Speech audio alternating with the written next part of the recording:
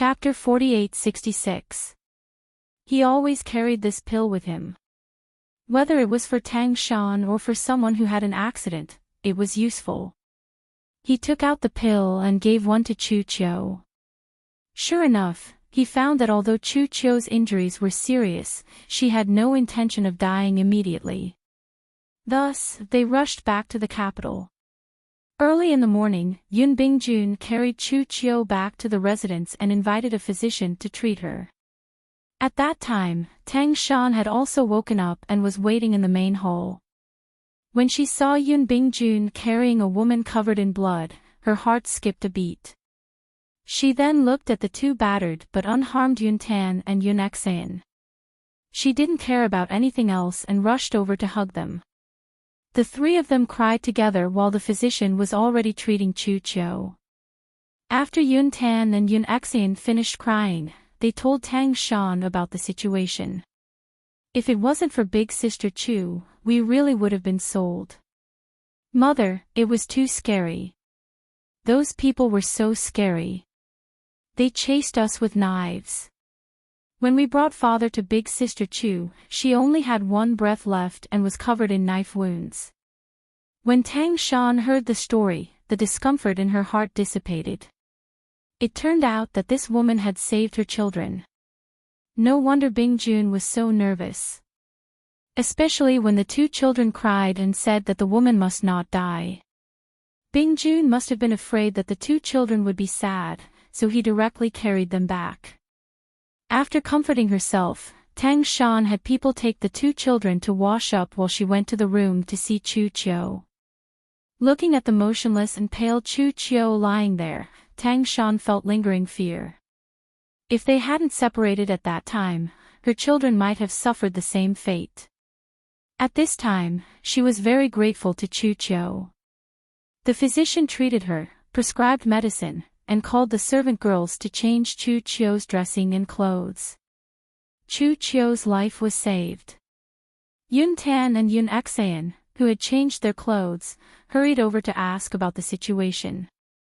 After knowing that Chu Qiu was still alive and would be fine after a while, they relaxed. However, they were unwilling to leave the room and insisted on accompanying Chu Qiu. Tang Shan's heart ached, but she couldn't stop them. When it was almost dawn, the two children fell asleep. Yun Bingjun didn't have time to sleep. He still had to deal with the young girls taken away by the human traffickers. There were dozens of girls in the carriages. This could be considered a very big case. After assigning the task, he hurriedly went to the imperial court and told them about this matter. It should be a relatively harmonious morning court. All the officials agreed to punish the human traffickers who abducted the young girls. In the morning, all the girls were sent home. Other than Chu Qiu, no one came to take Chu Qiu away. Chu Qiu had not woken up yet, so he could only stay in the regent's residence for the time being. Tang Guo woke up early in the morning and was also informed of the news. The news of a weak woman saving the regent's son and daughter had already spread like wildfire. In the memories of the original owner, this period was rather blurry. At that time, she had already been grounded by Yun Bingjun because of the two children's teasing and framing. What happened between the two children only reached her ears many days later. The only thing he remembered was that after Chu Qiu moved into the regent's residence, he never moved out again. Where Chu Qiu was from, how many people there were in his family, and what his identity was. The host didn't know. No one came to pick up Chu Qiu. Tong Zi, can you find out who Chu Qiu is? System, that's true. Keep an eye on it. Chapter 4867. Host, Chu Qiu doesn't seem to have any memories of that body, so there's no way to know her identity for now.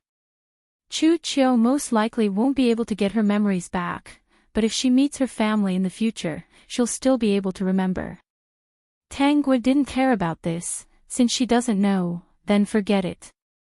Since she's the female lead, the mystery of her identity will be exposed in the future. At that time, it might even implicate some things. For now, let's see how things go between her and Tang Shan. Do Yun Dan and Yun Xian visit Chu Chiu every day? That's right, 3 times a day. Although Tang Shan doesn't say anything, she's actually jealous. But Chu Chiu is the savior of the 2 children, so Tang Shan can only pretend to be magnanimous. On the 3rd day, the unconscious Chu Chiu finally woke up. When Chu Chiu woke up, everyone in the residence was very happy. Yun Dan and Yun Xian heard this and immediately ran to her room. When they saw Chu Chiu alive and well, the 2 hurriedly sat by the bed and looked at Chu Chiu with concern. Chu Chiu was suddenly stared at by 2 cute children. She was a little confused, but she quickly reacted. She should be saved. She felt that she was very unlucky. Transmigrating was one thing, but as soon as she transmigrated, she was kidnapped and stabbed so many times that she almost lost her life. Sister Chu, does your body still hurt? Yun Dan asked. Yun Xian said, you were covered in knife wounds before. My brother and I were scared. Fortunately, you're fine. It's fine now. Chu Chiu looked at the furnishings in the room. She had felt that the 2 children were not ordinary before, and it was indeed so. She vaguely remembered that she was carried back by someone, and she heard people call that person the regent. Where is this? Yun Dan, this is my home. Not long after we separated that day, Father found us. We took Father to find you. Just a little bit more and that bad guy's knife would have cut you. Chu Chiu transmigrated in the carriage, so she didn't know the background of this world. But she could somewhat understand what a regent was. Wasn't it just because the emperor was too young when he ascended the throne and there was a regent to help him manage things? Many times, the regent's power was greater than the emperor's, or even above the emperor. It was equivalent to holding the emperor and ordering the courtiers around. The 2 children accompanied Chu Chiu and spoke a few words. Tang Shan, who had heard the news, also rushed over with people. It's good that you're fine. Tan and Xian have been coming here every day for the past 2 days. They were worried that something bad would happen to you. Tang Shan held the Buddhist prayer beads in her hand and kept pinching them. Miss, what's your name? Chu Chiu. Where is Miss Chu from? It's like this. That day, everyone else had already been taken back by their families. Only Mrs. family did not come.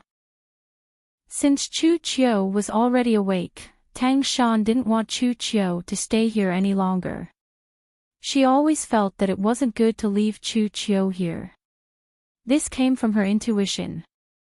Chu Chiu looked confused. I don't think I remember. She rubbed her head as if trying to recall what had happened before. I really can't remember. When she crossed over, the original owner also hit her head. She guessed that the original owner died like this. Tang Shan had seen Chu Chiu's bandaged head, so she didn't suspect that Chu Chiu couldn't remember anything.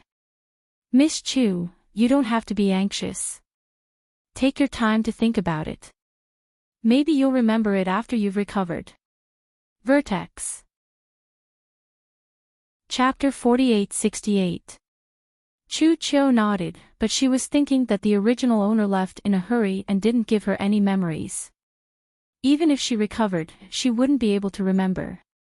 Since Chu Chiu couldn't remember, Tang Shan couldn't do anything about it.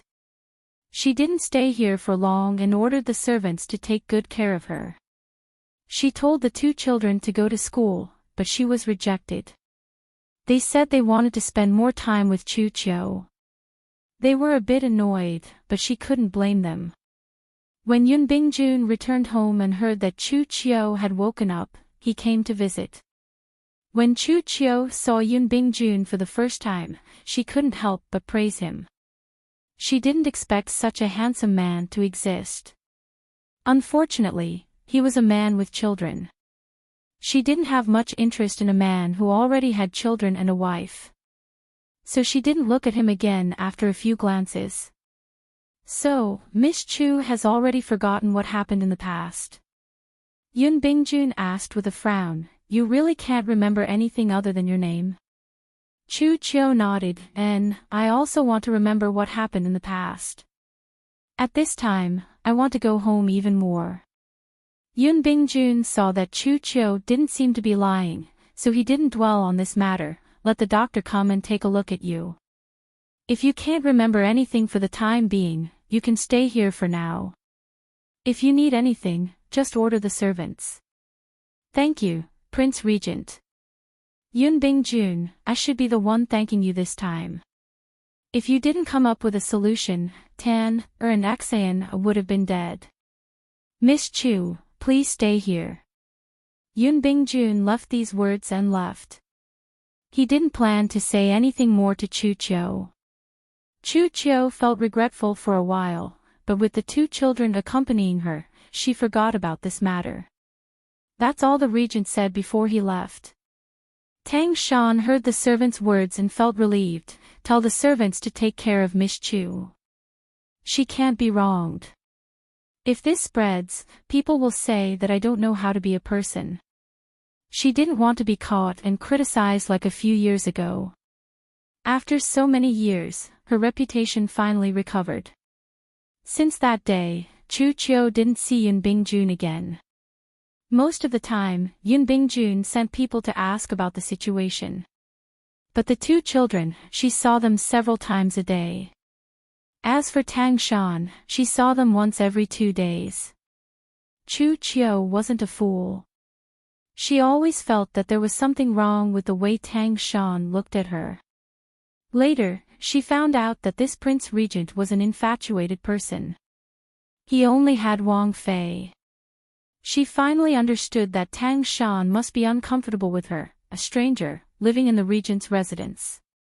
But now that her injuries had not healed, she could only stay here and avoid the regent as much as possible. She quite liked these two children. Perhaps it was because they had gone through difficulties together, but they were very close to each other. Tang Guo was not too disappointed when she heard that things were going well over there.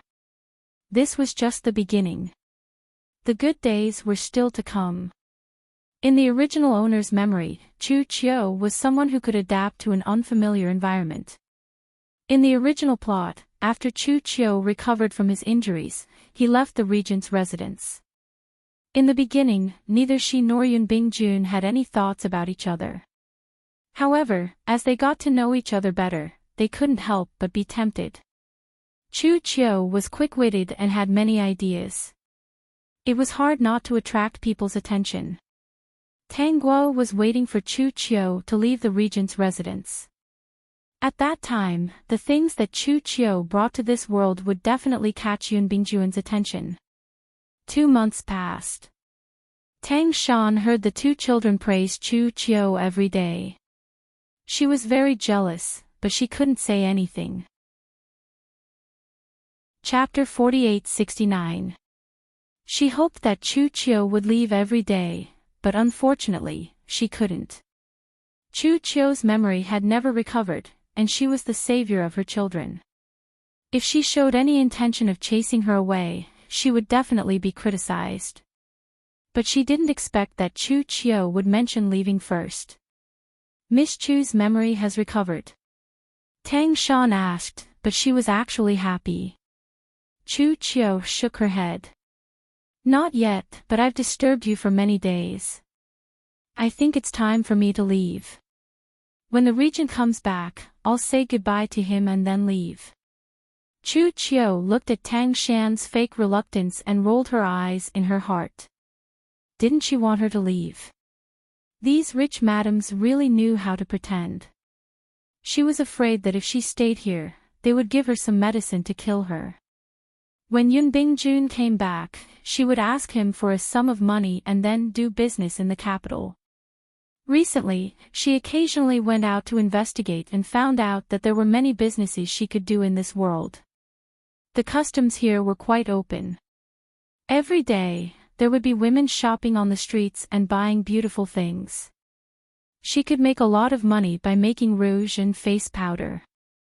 When Yundan and Yun Xan heard that Chu Qiu was leaving, they were very reluctant and hugged her tightly. Tang Shan was heartbroken, but she couldn't help but smile. Dan, Xan, it's not that I'm not in the capital anymore. I just don't live here. This is not my home. I have to live in my own place. When I settle down, you can come and play with me in the future. Actually, she was quite reluctant to part with these two children. They were the first friends she made when she came here. Only then did the two children give up. When Yun Bingjun came back, Chu Qiu went to see him. You've recovered your memory. Not yet. Chu Qiu replied. But I can't always live here. This is not my home.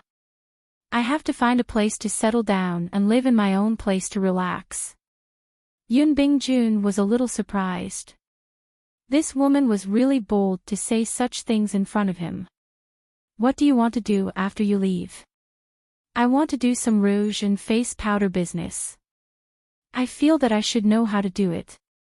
When the time comes, I'll try to figure it out. Chu Qiu glanced at Yun Bingjun and said, but I need the regent's support. It was the first time Yun Bingjun met such a bold woman. No one had ever dared to ask him for his support. You're and Xan savior. As long as you don't ask for too much, I'll satisfy you. Why don't you tell me how you need my support? Chu Qiu was not polite at all. I want a shop, and I also want some capital. Lastly, I need 2 people. I know that it is not easy to open a shop in the capital.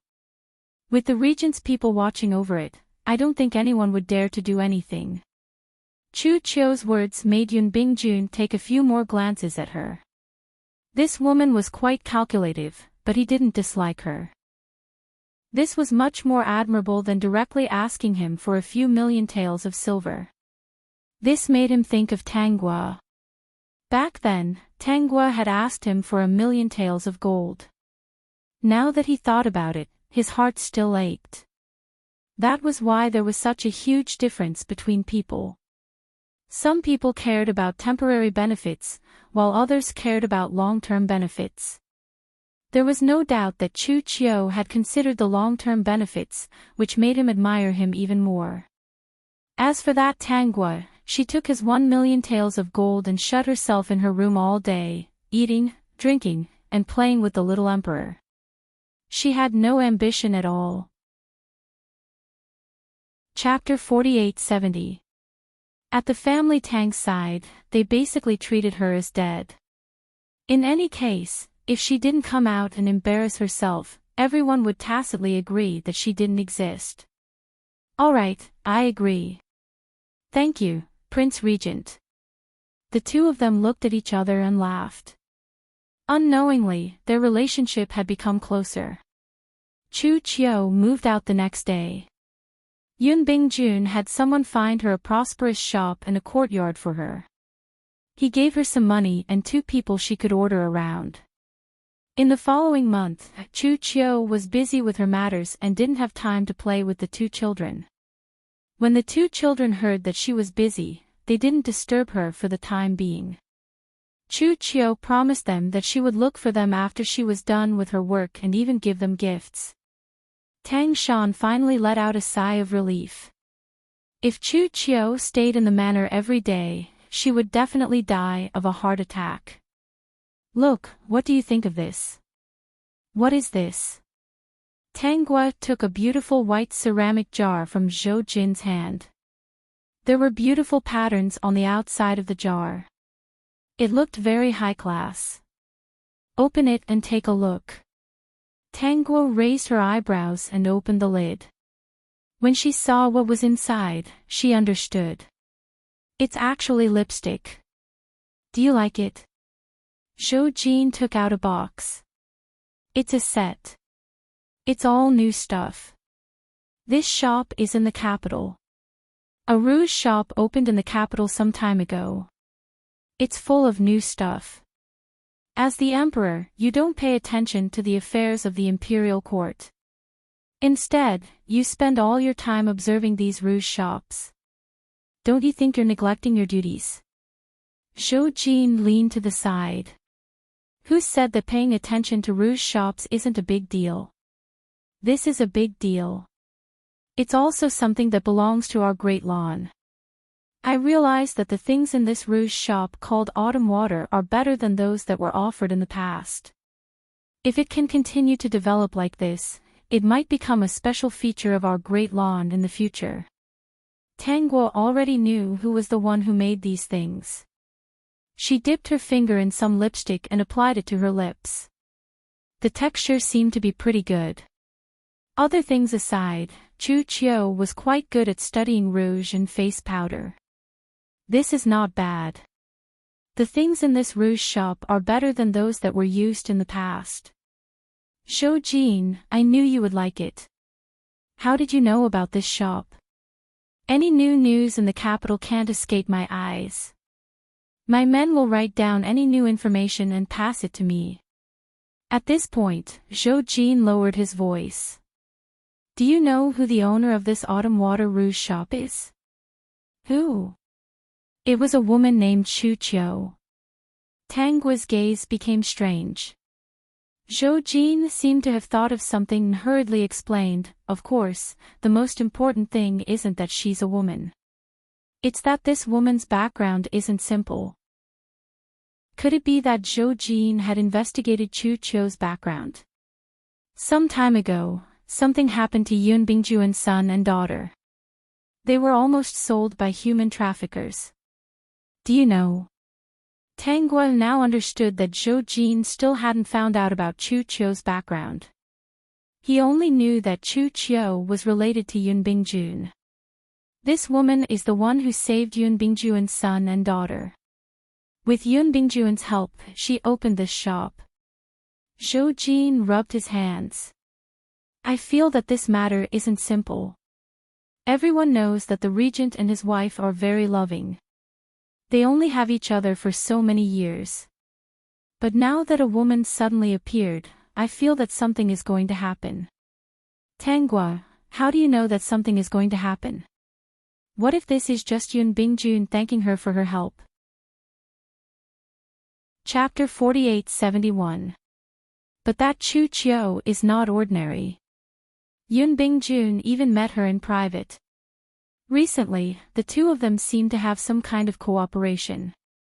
I haven't received any information about the details. Cooperation. So that's how it is. What's your purpose in telling me this in such a hurry? Zhou Jin held Tang Guo's small hand, dipped his fingertips in the small jar of lipstick, and wiped her lips. To make you happy, I think you will be happy. Tang Guo decided to go to Autumn Water Rouge shop to take a look. Ever since she moved into this house, she basically didn't go out.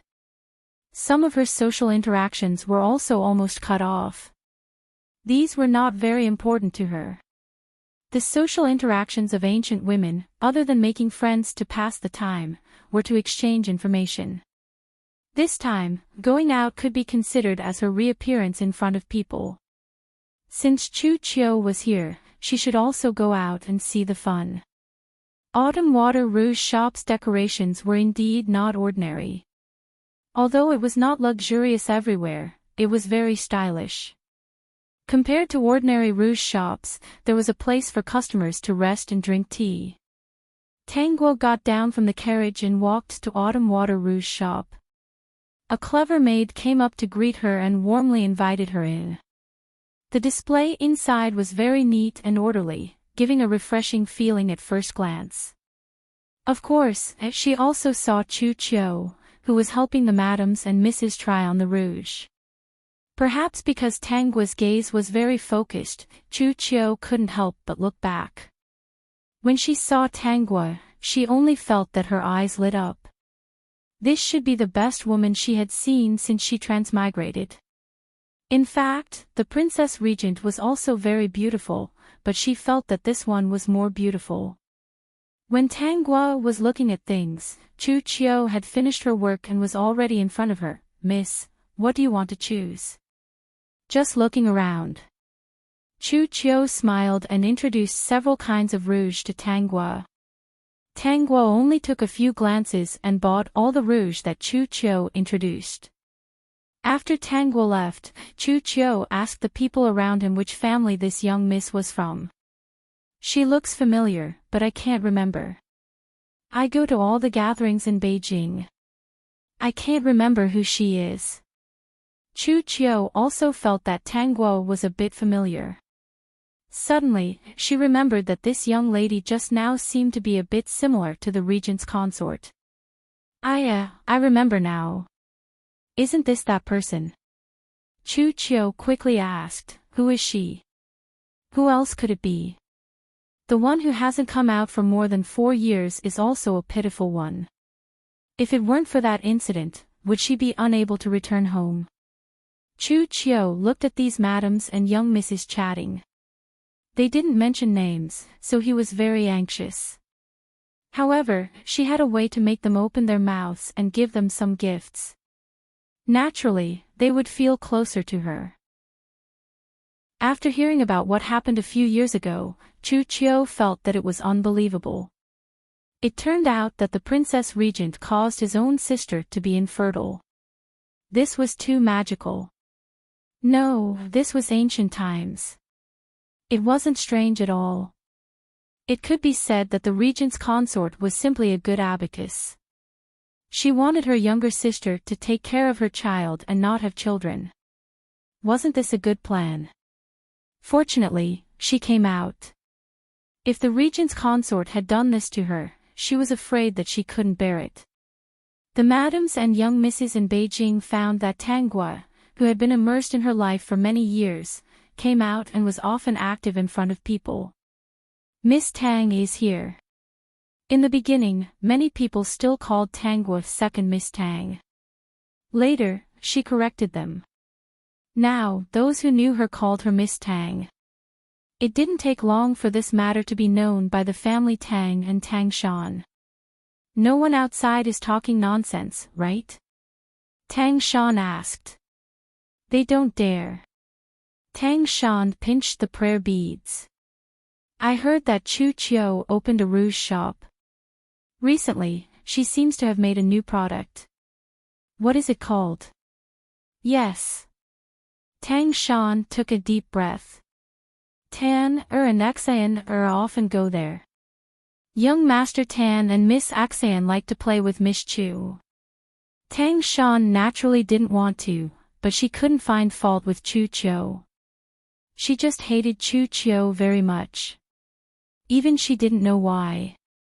When she heard that Chu Qiu was doing well outside, she was very distressed.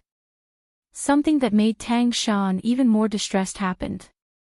When she went to deliver ginseng soup to Yun Bingjun, she inadvertently saw the things in front of Yun Bingjun and asked. This is soap and soap. The soap is used to wash clothes, and the soap is used to bathe. Yun Bingjun said this and praised Chu Qiu. I didn't expect Miss Chu to come up with such a good idea. She can't eat these two things alone, so she wants to cooperate with me. Tang Shan almost broke the prayer beads in her hand. Chu Qiu again. Chapter 4872. Bingjun, is this thing really useful? Tang Shan asked with a doubtful attitude. In fact, she had a heart attack.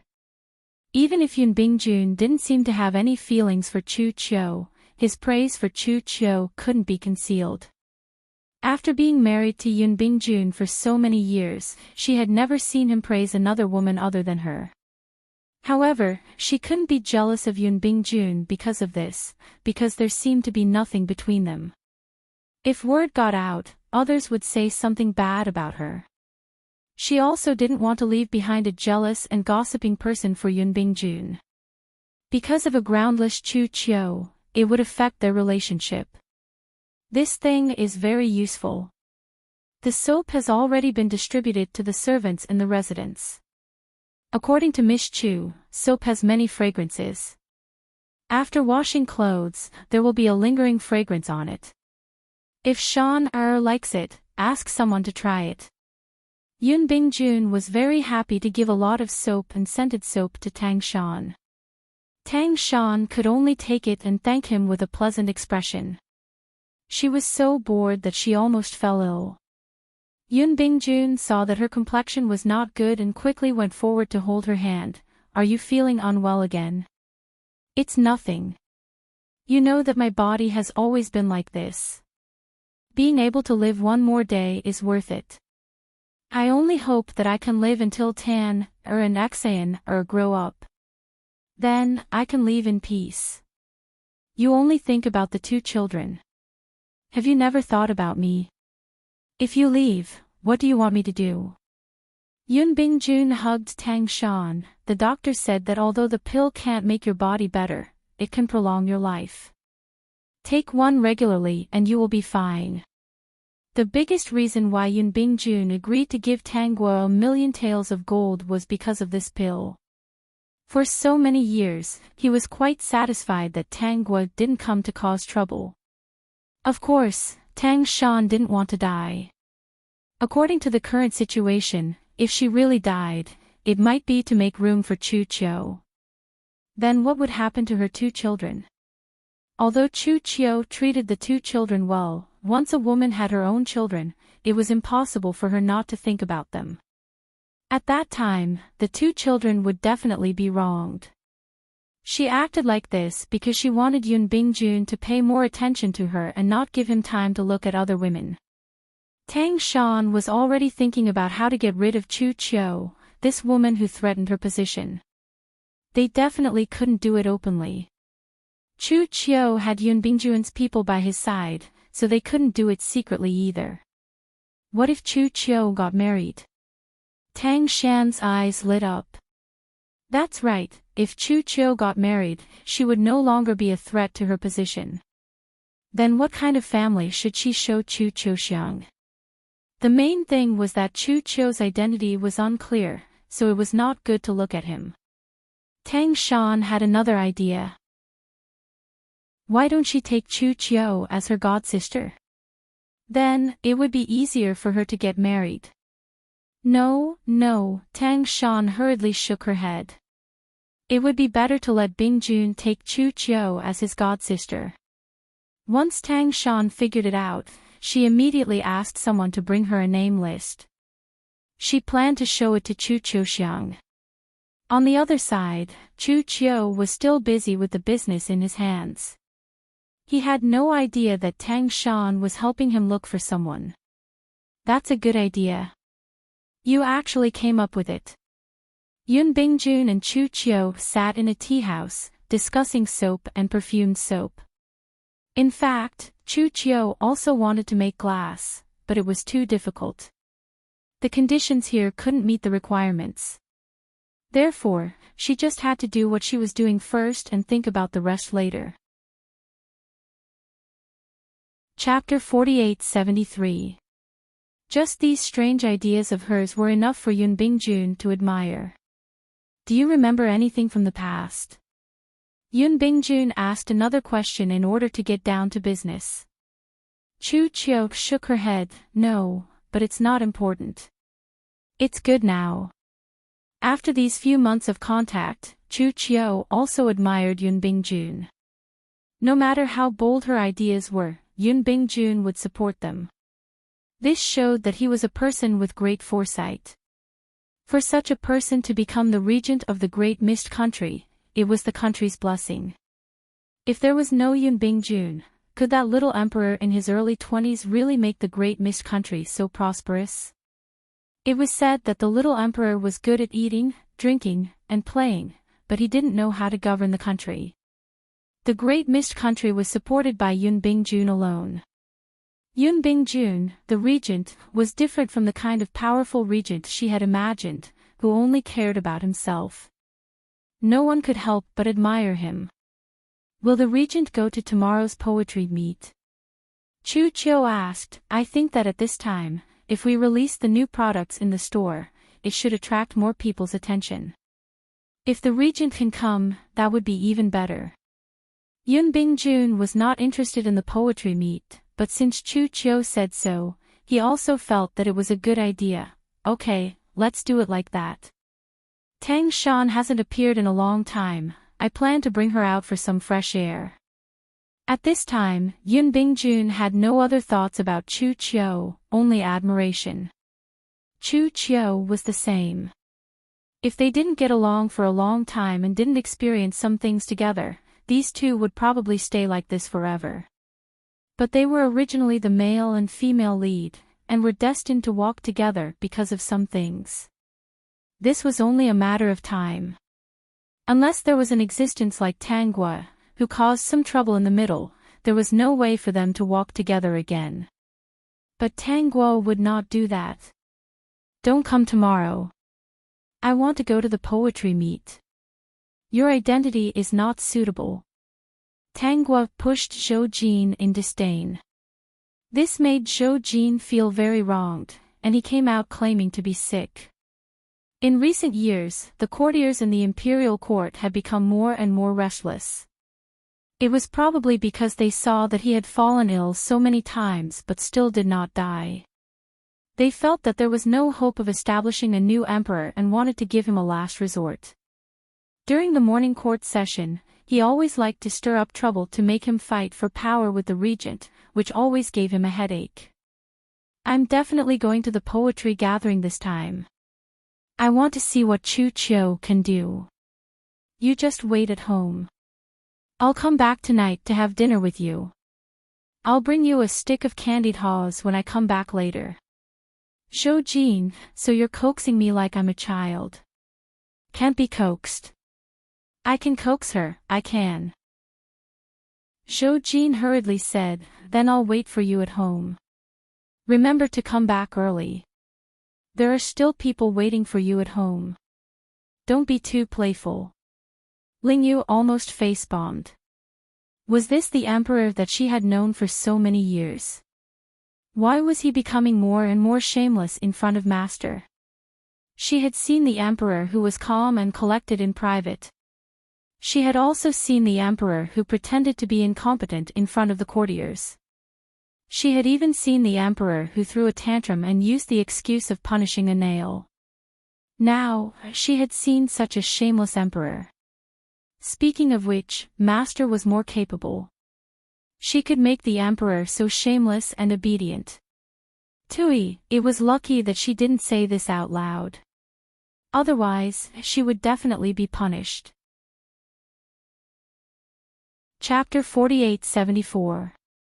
When Tanggua arrived at the place where the poetry meet was held, there were already many people there. The moment she appeared, many people's gazes turned towards her.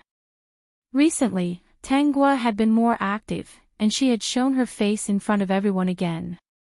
No one forgot what happened in the past, so it was inevitable that they would look at Tanggua differently when they saw her. Many people felt that she was miserable, but because of Tang Shan, they didn't dare to get too close to Tanggua. After all, Tanggua and Tang Shan had broken up, and she hadn't returned to the family Tang for so many years. The family Tang's attitude was obviously to give up on this daughter. Getting close to Tanggua was a thankless task. However, no one dared to provoke her. It was meaningless. Tanggua chose a seat and sat down, ignoring everyone. She was here to watch the fun, not to make friends. Chu Qiu had been here for a long time. With her status, she couldn't be later than these madams and misses. Because of Autumn Water Rouge shop, Chu Qiu was very popular. When those madams and misses arrived, they smiled and chatted with Chu Qiu. When Tanggua arrived, it was indeed quiet for a moment. Chu Qiu couldn't help but look at Tanggua. The person next to her pulled her. Why, are you interested in Miss Tang? Miss Tang is also a pitiful person, but... The person next to her didn't continue, and Chu Qiu understood. She was pitiful, but no one would get close to her because she didn't have any power behind her. She wasn't worth being friends with, and they might even offend the regent's consort. Thinking of Tang Shan's viciousness, Chu Qiu felt that she shouldn't go to the regent's residence in the future. She was also afraid that Tang Shan would drug her. Naturally, Chu Qiu wouldn't choose to get close to Tang Guo. After all, she didn't want to cause trouble for herself. She remembered that Yun Bingjun and Tang Shan would come later. She didn't know what would happen when they met. As she was thinking, Yun Bingjun appeared with Tang Shan. When these two appeared, many people were envious. Even though Tang Shan had done so many things in the past, her position as the regent's consort was not shaken at all. Many people remembered that Tang Guo was here. Perhaps because they had a tacit understanding, they all moved aside, exposing Tang Guo's figure to Tang Shan. Tang Shan's attention was still on Chu Qiu. She inadvertently shifted her gaze and saw Tang Guo sitting there, slowly sipping her tea. In that instant, her body stiffened. When Yun Bingjun saw Tang Guo, he frowned. If he had known that Tang Guo was here, he definitely would not have brought Tang Shan along. That incident was ultimately Tang Shan's fault. Now that the two of them had bumped into each other, who knew what would happen? Yun Bingjun planned to help Tang Shan sit on the other side. Unexpectedly, Tang Shan's eyes turned red, and she went directly to Tang Guo's seat. Now that so many people were looking at her, if she pretended not to know anything, she didn't know what other people would say. In the current situation, Tang Shan could neither go nor stay. In the end, she had no choice but to go. Guo, I didn't expect you to come too. Tang Shan's eyes were red as she wiped her tears. It's been so many years. How have you been? Tang Guo looked up and looked at Tang Shan with a faint smile. Pretty good. I'm free and carefree. I have no worries and no worries. I can eat and drink. In one sentence, she described Tang Guo's life for so many years. In fact, she herself felt that her life was pretty good. But when these words reached the ears of these people, they felt all kinds of sadness. Chapter 4875. Freedom meant that there was no one to control her. Not going home meant loneliness. Carefree. What kind of person could be carefree? A person without hope. Carefree. Her sister framed her and her family gave up on her. Only then would she be carefree. Being able to eat and drink meant that she couldn't find anything meaningful to do other than eating and drinking. Guo, you should move back. Tang Shan was just saying it casually. She still had to save face. She shouldn't have come today. Since she was here, she could only bite the bullet and try to look as pitiful as possible. I'm living well. Why should I move back? Tang Shan, if we live together, we can take care of each other. I can't take care of myself. It's so comfortable to live alone. If I move back, won't I be living under someone else's roof? I also have to see my enemy every day. I'm really afraid that I won't be able to control myself and do something that no one wants to see. That incident had already left a deep impression on everyone. Tang Shan couldn't pretend to be pitiful anymore. Tang Guo picked up the teacup and tasted the tea. No one thought that she was being rude. Instead, they felt that her reaction was understandable. Especially when they saw the two 10-year-old children behind Tang Shan. They all shook their heads. She even brought the children here. Wasn't she deliberately trying to piss her off? Guo, why do you? Tang Guo glanced at Tang Shan indifferently. Regent's wife, don't mess with me for no reason. We can still live in peace. Guo, we are sisters after all. Don't be a joke here. I'm not afraid of being laughed at. If they want to laugh, they will laugh at you. Tang Guo noticed that Tang Shan's face was pale and she looked like she was about to faint. Don't faint in front of me. Otherwise, the regent will think that I bullied you. I didn't take the initiative to come to you. You came to me. If you faint, don't blame me. These words were obviously meant for Yun Bingjun. Tang Shan cursed in her heart. She shouldn't have come today. She originally planned to say a few more words before fainting. Now she forced herself not to faint. Help yourselves. Don't disturb me. Tang Guo waved her hand casually. Tang Shan didn't want to say anything more. She was so angry that she fainted. She could tell that Tang Guo really didn't care about sisterhood. As long as Tang Guo was easy to talk to, she could find a way to turn things around. Yun Bingjun gave Tang Guo a warning look and sat on the other side with Tang Shan. The people who were watching the show felt that it wasn't very satisfying, but they didn't dare to say anything. Next, it was time for everyone to display their abilities. It was like the 8 immortals crossing the sea, each displaying their own abilities. No one wanted to fall behind others. There were people who could compose poems, write calligraphy, draw pictures, and pair couplets. Chu Qiu also showed her talent.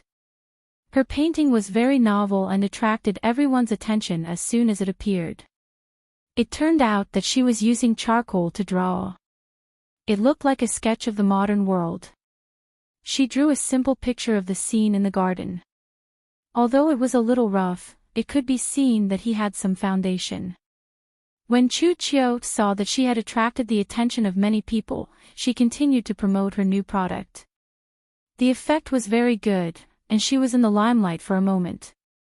What attracted Yun Bingjun was the charcoal drawing, which made him admire Chu Qiu even more. He even walked over to take a look and praised Chu Qiu. Tang Shan sat on the spot. Fortunately, her face was very pale. She suddenly felt a gaze. Looking over, she saw that it was Tang Guo.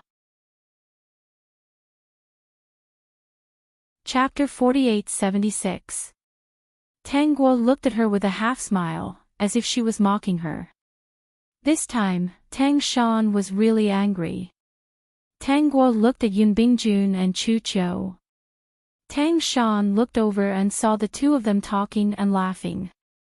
Then, she blacked out and fainted. Tang Shan's fainting shocked everyone. The poetry gathering could not continue. Yun Bingjun hurriedly fed Tang Shan a pill and carried her away in a hurry. Sister Chu, we won't stay any longer. We have to go back to see Mother. Yun Dan and Yun Exayan also hurriedly bid farewell.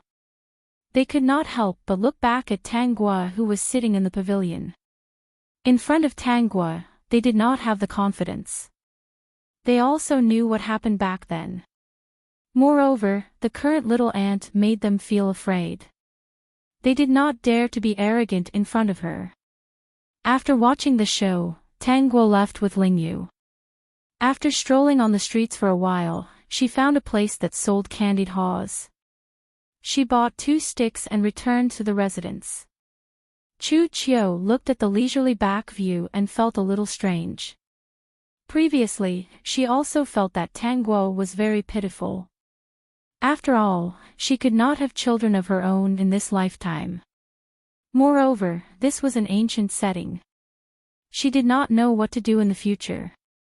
However, she suddenly realized that Tang Guo did not seem to be living that badly. She was carefree and unrestrained. She did not even fear Tang Shan. Compared to many people who lived carefully, she seemed to be more comfortable. Tang Shan fainted again. Zhou Jin ate the candied haws that Tang Guo brought and felt sweet. Can her body take it? She can. That pill was specially made for her. It's fine as long as she's still breathing. Tang Guo said casually. Hurry back to the palace after eating. There are more and more things happening recently. Yes, I know. Just now, Qi Qing said that there was news from the foreign country. I have to hurry back and see what's going on. Zhou Jin had a premonition that Tang Guo's divination was going to come true. As expected, when Zhou Jin returned to the palace and saw the movements of the foreign country, he completely believed in Tangwa's divination. He thought of a way to leak this information to Yun Bingjun. As expected, in the morning court a few days later, Yun Bingjun reported this news and expressed his intention to send troops to intimidate the small foreign countries. Even though many people disagreed, he still tried his best to overcome all difficulties. In the end, Zhou Jin finalized this matter and sent troops to intimidate the small foreign countries. This time, it was also an opportunity for him to gain some military power. Chu Qiu's business was getting better and better. After the poetry recital, Tang Shan fell ill for a while. Not long after, news came from the border that there was a problem with the provisions. Yun Bingjun secretly left the capital to investigate the matter, intending to catch all the people who were playing tricks. Of course, the news of him going out could not be hidden from some people. Thus, some people took advantage of this opportunity to kill Yun Bingjun. Because of that, those people joined hands and caused Yun Bingjun to suffer. Not long after, the capital received news of Yun Bingjun's disappearance. For a time, everyone in the capital was in a state of panic. The ministers all had their own thoughts, but they did not dare to act rashly. They decided to wait. It would be best to wait for Yun Bingjun's corpse to appear. If Yun Bingjun's corpse was not found, then they would have to wait for half a year. Of course, Yun Bingjun did not die. Instead, he was met by Chu Qiu, who went out. With Chu Qiu's help, he escaped the pursuit. He did not appear for a while because he was seriously injured and was currently recuperating. Later, with Chu Qiu's help, he returned to the capital safe and sound. He did not return home for the time being. He chose to stay in Chu Qiu's small courtyard. Yun Bingjun was waiting for the ministers who wanted to force the abdication. When the time came, he would catch them all in one fell swoop. Zhou Jin was also waiting for these people to rebel. When Yun Bingjun appeared, he would help him replace this group of people. Has Yun Bingjun recovered from his injuries? Zhou Jin asked Tangua. Tangua, soon. It's been almost half a year. He should have recovered. During this time, his days have been very comfortable. Fortunately, my future empress is very resourceful. She can actually monitor Yun Bingjun's every move. This time, the heavens are really helping me. Zhou Jin rubbed his hands. He did not know how many of his men could be replaced this time. Chapter 4877. I'm leaving. Chu Qiu, who was making tea, paused when she heard Yun Bingjun's words. She picked up the teapot and poured him a cup. Your injuries have long recovered. It's time to go. Yun Bingjun was feeling complicated. He didn't expect that in just half a year, he would be moved by Chu Qiu. The only person he liked was Tang Shan. How could he be moved by someone else? He couldn't deny this fact. After spending half a year together, he could clearly see what kind of amazing woman Chu Qiu was. What this amazing woman knew was something he had never seen before. Chu Qiu's charm was something that ordinary women didn't have. Even Tang Shan couldn't give him such a feeling. He even had a thought in his heart. If they had met earlier, they wouldn't be like this now. Chu Qiu sat down. Her mood was also very complicated. She never thought that she would actually like a man with a wife. From the first day she met Yun Bingjun, she knew that this man was extraordinary. Not many women could escape from him. When they saw him, they would definitely be moved. She thought that she was an exception, but after spending time together, she realized that she couldn't escape. Without this half a year together, she could still restrain herself and not think about those things, pretending that they didn't exist. That day, she saw the injured Yun Bingjun lying in the grass beside her. Looking at that familiar face, she actually panicked. At that time, she understood that she was moved by this man. When she sensed that he was still breathing, she actually became happy. This meant that everything about this man would affect her heart. After spending half a year together, she almost couldn't control herself. She could feel that Yoon Bing-jun was the same as her. He also had feelings for her. However, there was Tang Shan between them. She didn't want to get involved in other people's feelings. Yoon Bing-jun most likely didn't want to break everything. Tang Shan's health wasn't good, and she was the mother of 2 children. It was impossible between the two of them. The two sat in the pavilion. Neither of them spoke. It was very quiet. After a long time, they looked at each other for a long time. Chu Chio said first, "Leave this place. Just treat it as a dream." Yoon Bing-jun saw Chu Chio's appearance and wanted to go over and hug her, but he restrained himself. She echoed Chu Chio's words, "It was a wonderful dream that made one forget to return." Chu Chio's eyes were filled with tears. Why was it like this? That night, Yoon Bing-jun quietly left. Before leaving, he went to see Chu Chio. She was fast asleep, and he stood by her side and watched her for a long time. After he left, Chu Chio opened her eyes. It turned out that she hadn't fallen asleep. On the 3rd day, there were some ministers who could not bear it any longer and collaborated with a certain prince to force Zhou Jin to abdicate in the name of eradicating an incapable ruler. At the crucial moment, Yoon Bing-jun appeared with his men and caught all the officials who were trying to force the emperor to abdicate. As for that prince, he was also imprisoned in the mansion and was not allowed to leave for the rest of his life.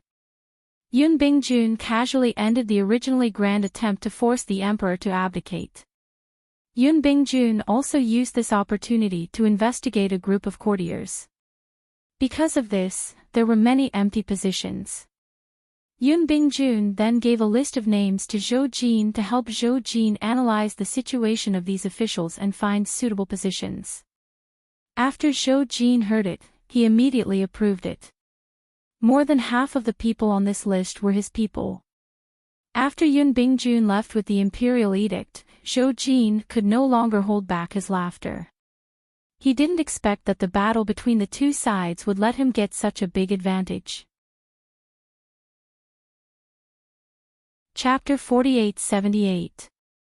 After settling everything, Yoon Bing-jun returned to the residence. Everything seemed to have returned to normal. Yoon Bing-jun not dying was naturally good news for Tang Shan, but after a few days of interaction, she felt that something was wrong with Yoon Bing-jun. No one would understand that feeling if she told others about it. Only she would understand it. She felt that Yoon Bing-jun had something on his mind, so he wasn't that close to her, and even avoided her occasionally. Tang Shan naturally couldn't directly cause trouble with Yoon Bing-jun, so she could only secretly investigate what was going on. Unfortunately, Yoon Bing-jun hadn't contacted Chu Chio since he returned, so Tang Shan naturally couldn't find anything. But she was still flustered, feeling that something was going to happen. In order to tie Yoon Bing-jun to her side, she often said that she wasn't feeling well and wanted Yoon Bing-jun to accompany her. Yoon Bing-jun didn't find anything fake, as Tang Shan's body had always been like this. Even when spring came and flowers bloomed, Tang Shan still couldn't find anything, and even wondered if she was wrong. Perhaps half a year of separation had caused them to become distant? Tang Gua sat in the residence, and the system informed her of Tang Shan and Chu Chio's reactions every day. Knowing that Tang Shan was pestering Yoon Bing-jun every day, using her illness as an excuse, she only smiled. Using his illness as an excuse was only temporary. If Yoon Bing-jun found out that Tang Shan had always been the same, and he got used to it, then it wouldn't be good. Chu Chio was also in a bit of a situation. Ever since he lost contact with Yoon Bing-jun, he had lost a lot of weight. So lovesickness really does cause one to lose weight. Tang Guo looked in the mirror and found that her face had become a little rounder recently. "I've been eating less recently, I've gained weight." System, did you just find out? Or are you living too well? Zhou Jin was also quite busy these days, and it seemed that he didn't have much time to play here. Zhou Jin had told her that he wanted to take control of power as soon as possible. Now that he had many trusted aides in the imperial court, what he lacked was military power. Plans had to be done step by step, and couldn't be rushed. Now that Yun Bingjun was in 2 relationships, it was time for him to take advantage of it. Tang Guo planned to see Chu Qiu, so she went to the rouge shop. The system told her that Chu Qiu was there.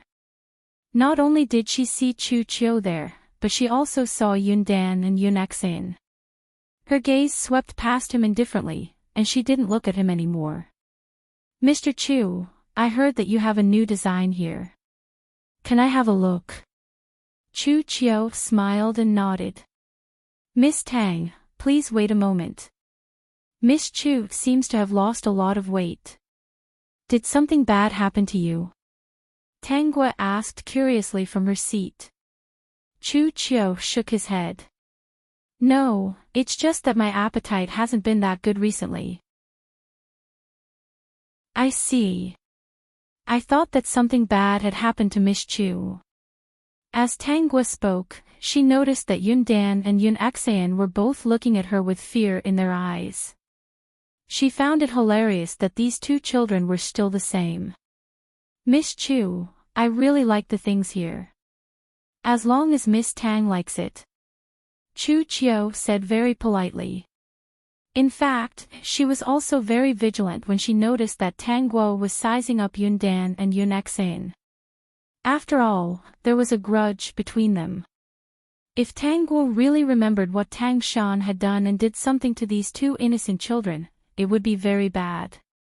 When Tang Guo saw this, she seemed to have thought of something, and the way she looked at Yun Dan and Yun Xin became cold. Her appearance frightened the 2 children, and they hurriedly hid behind Chu Qiu. Chapter 48-79. In the past, they weren't afraid of Tang Guo and even liked to shout in front of Tang Guo. Since Tang Guo left the regent's residence, they didn't seem to dare to speak to her like that anymore. Chu Qiu frowned. Seeing that there was no one in the shop, he said directly, Miss Tang, no matter what grudge you have with the regent's consort, please don't implicate the 2 children. You're scaring them. What did I do? Tang Guo asked, did I scold them or hit them? Chu Qiu couldn't say anything for a moment. She didn't, but her expression just now. But if she talked about her expression, it seemed a little unreasonable. In short, Tan and Xin are both children. If Miss Tang has any grievances, you should find the right person. Boss Chu is really warm-hearted. Tang Guo smiled, I hope you can always think like this. Tang Guo bought some things and left. She just came over to take a look. She didn't expect Chu Qiu to be hostile to her because of the 2 children. She came over for another purpose, which was to let Yun Bingjun pay attention to Chu Qiu's situation. Yun Bingjun's people would definitely report to him when she came over. As expected, Yun Bingjun received the news that day. He knew that there was some unhappiness between Tang Guo and Chu Qiu. His subordinates also mentioned that Chu Qiu seemed to be losing weight. It was said that he had no appetite recently. Yun Bingjun felt a little suffocated when he thought of Chu Qiu losing weight. The next day, he couldn't help but go to see Chu Qiu. Of course, he used the excuse of discussing business to invite Chu Qiu to the tea house. Seeing the unbelievably thin Chu Qiu, the memories that he planned to seal were opened again. I heard that you have no appetite recently. No matter what, your health is important. Yun Bingjun said, I asked someone to bring some appetizers over. Try it. Chu Qiu was touched and couldn't help but say, so you didn't come to discuss business with me, but to decide whether I eat or not. Yun Bingjun didn't know how to answer.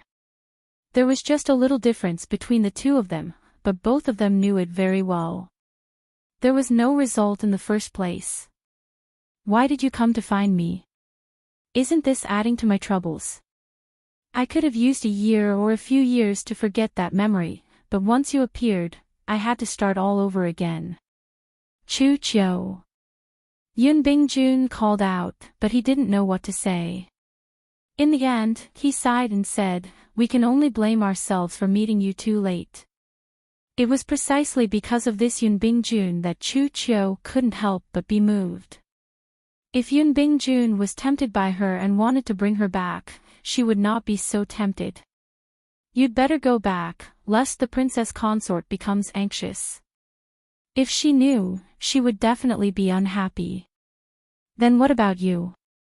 Yun Bingjun blurted out. After saying that, he was very vexed. As expected, Chu Chiu's smile was somewhat miserable. What about me? What happened to me was no longer important. Just as you said, I came too late, and I made a mistake. I couldn't resist my feelings for you. Yun Bingjun didn't know how to comfort him. When the tea turned cold, the two parted ways. When Yun Bingjun returned to the residence, Tang Shan called him over.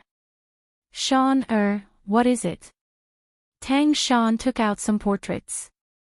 I've picked some people here. I'll ask Miss Chu to come over and take a look at them. What do you think? Pick people. Yun Bingjun didn't understand. Tang Shan still felt that only when Chu Chiu was married off would she be at ease. She was really afraid that the other party would talk business with Yun Bingjun and fall in love with him.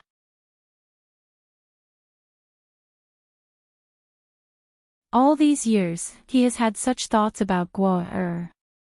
Guo doesn't seem to dislike it.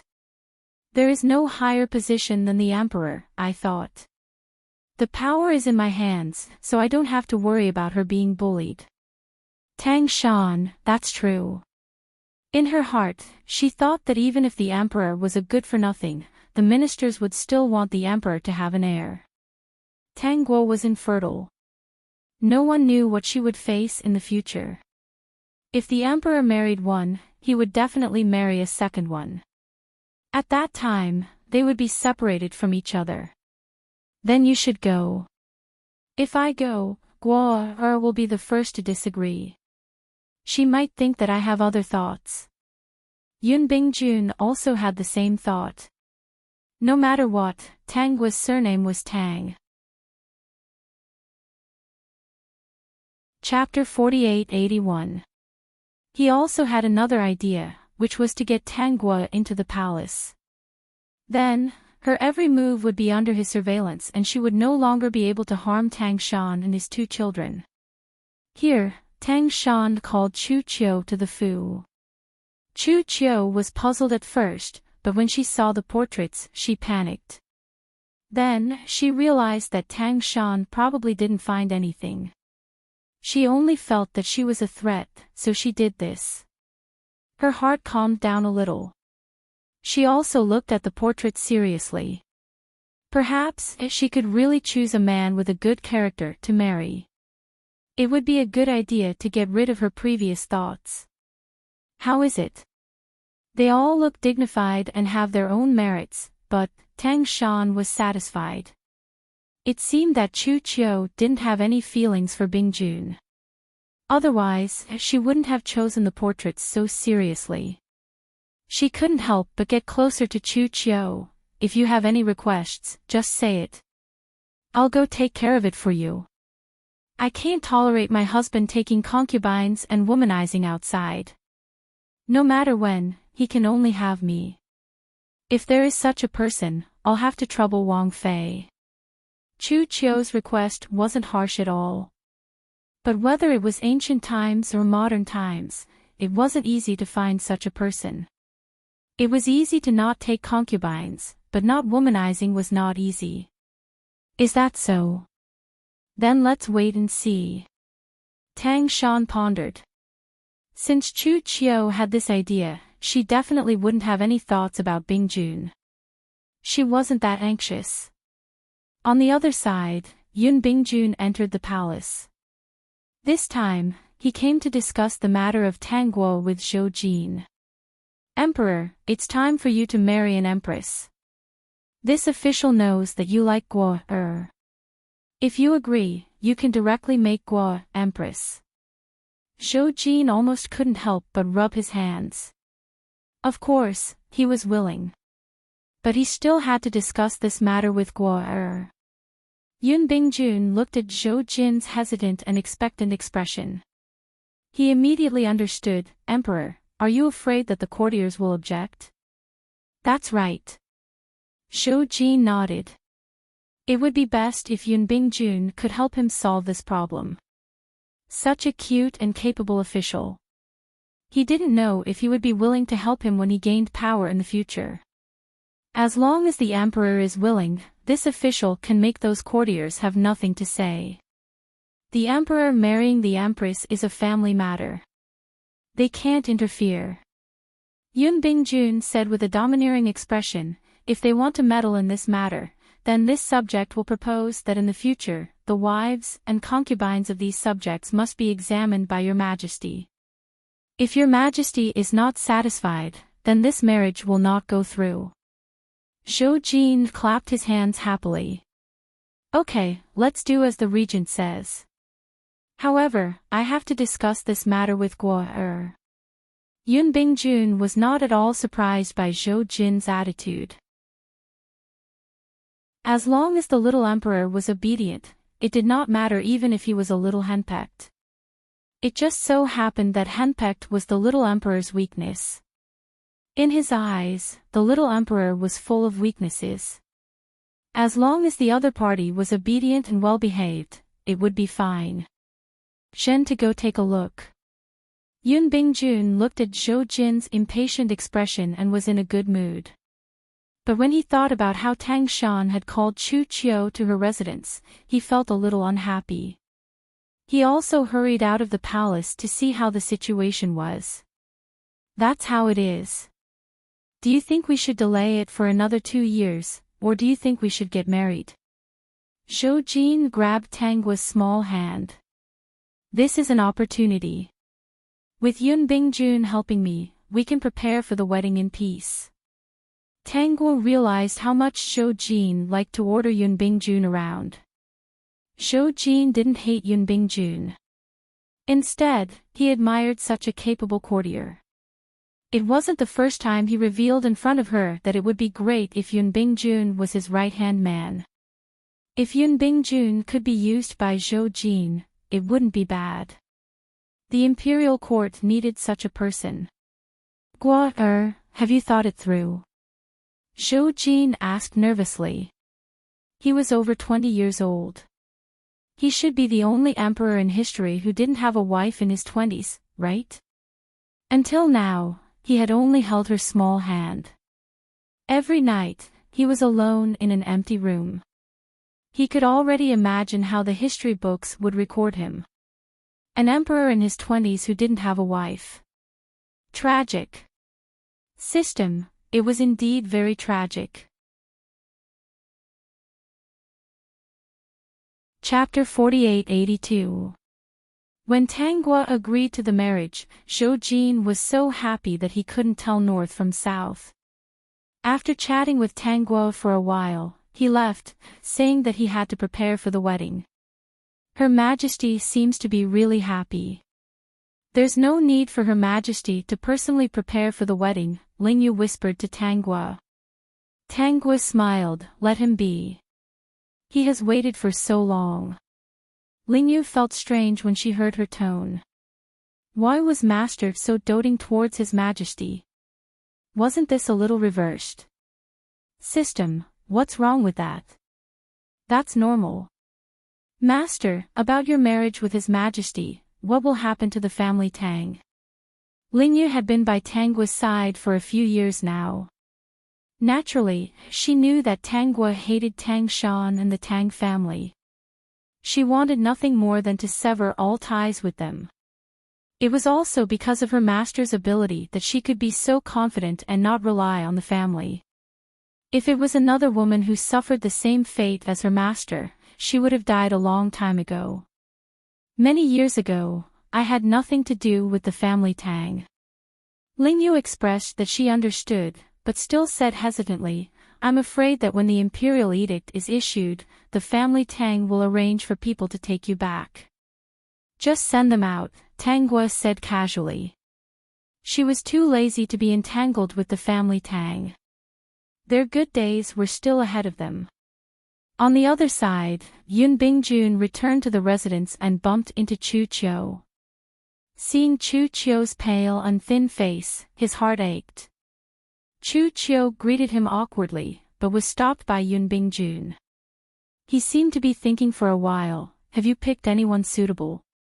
He realized that if this continued, he might not be able to control his feelings for Chu Qiu. He had never been so possessive of a woman, not even when he was with Tang Shan. After meeting Chu Qiu, he knew what it meant to be alive and what it meant to be moved. Every time he thought of this, he felt a little guilty. Not yet, Chu Qiu replied. Yun Bingjun unconsciously let out a sigh of relief. Even he himself did not realize how nervous he was about this matter. He was afraid that Chu Qiu would really pick someone and casually marry her off. Then take your time to choose. Yun Bingjun said, you must choose a good one to be worthy of you. Chu Qiu said, I'm afraid you won't be able to pick one. How many young masters in the capital don't have concubines? How many of them don't have maids? And these are all things that I can't tolerate. Yun Bingjun was both happy and upset. Regent, if there is nothing else, I will leave first. Chu Qiu didn't want to talk to Yun Bingjun in this place, lest Tang Shan find out. Yun Bingjun didn't stop Chu Qiu. He only watched her back as she left, and finally entered the residence. He went to look for Tang Shan as soon as he entered the residence. After Tang Shan explained the matter, Yun Bingjun became somewhat absent-minded. I'll leave this matter to you. It's fine as long as she's satisfied. Tang Shan, on the other hand, was quite satisfied with Yun Bingjun's nonchalant attitude. That's right, after the little emperor plans to marry Guo, I will bring this matter up at the morning court tomorrow. Yun Bingjun thought of the matter that he had discussed with Zhou Jin before. You and the family Tang needs to be prepared so that you won't panic when the time comes. Tang Shan, okay, then I will inform the family Tang about this matter tomorrow. Perhaps I can use this matter to mend my relationship with Guo a little. The next morning at the morning court, Yun Bingjun took the initiative to mention that it was time for Zhou Jin to choose an empress.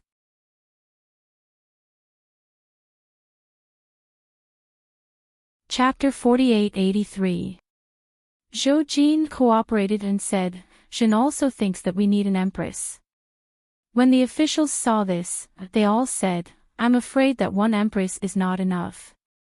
The emperor should choose 2 more concubines. Ever since the emperor ascended the throne, there has never been a general election. Whether it is the empress or the concubines, they are all important matters of the country. Only the general election can select the most outstanding women. Although they were reluctant to give up their legitimate daughter, it was fine to send in a concubine's daughter. The regent's power was growing, and the little emperor's body was still so strong. It was not easy for them to cause trouble. If there was a woman by the little emperor's side whispering pillow talk, then things would be much easier. Zhen is not a perverted demon. Just choose an empress. Forget about the general election. Zhen already has a candidate for the empress. Zhou Jin said. These officials really couldn't wait. Yun Bingjun, I wonder which family's daughter the emperor has taken a fancy to. Zhen has taken a fancy to Tang Gua. She is the regent's wife's younger sister. Zhou Jin said happily, what does the regent think? This official thinks it's good. Zhou Jin, then this matter is settled. After the court, Zhen will issue an edict to appoint Tang Gua as the empress. Your Majesty, you can't. Sure enough, there were officials who immediately objected. Who was Tanghua? How could they not know? She was the regent's wife's younger sister. Not many people didn't know. The incident that year had once become a joke in the capital. They also knew that it had caused such a big commotion. How could a woman who couldn't get pregnant be the empress? Looking at the little emperor's meaning, he didn't have any plans to take in a concubine for the time being. How could that be? They couldn't achieve their goal at all. The regent was really too much. He actually used his wife's younger sister to confuse the little emperor. The rumor that they didn't get along must be false. That's right. How could a woman who left her family have a good life? There must be someone secretly taking care of her. Why not? It's Shen who is marrying the empress, not you. What? Shen marrying the empress, you want to interfere? Aren't you interfering too much? Shen has already decided to write an imperial edict after the court. It was the first time that the officials saw Zhou Jin acting so shamelessly. Seeing that there was no room for discussion, he was obviously captivated by Tanghua.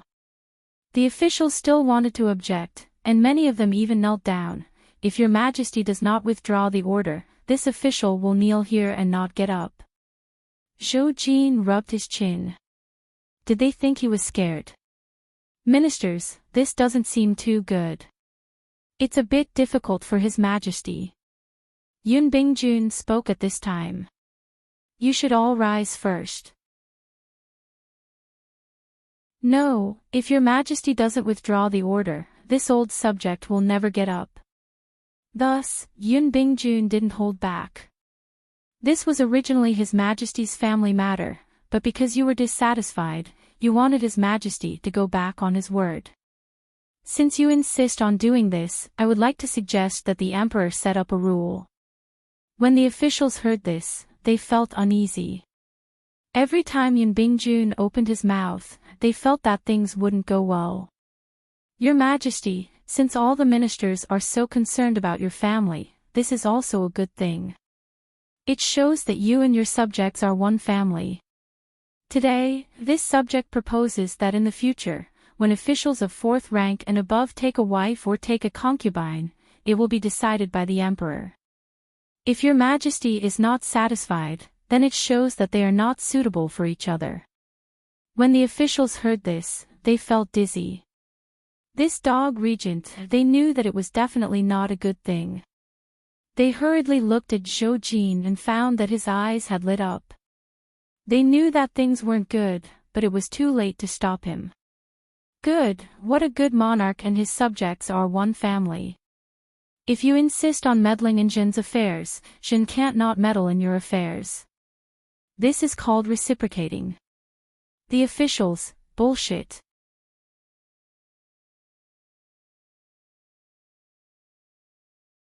Chapter 48-84. In the end, Zhou Jin and Yun Bingjun won the game between the two sides.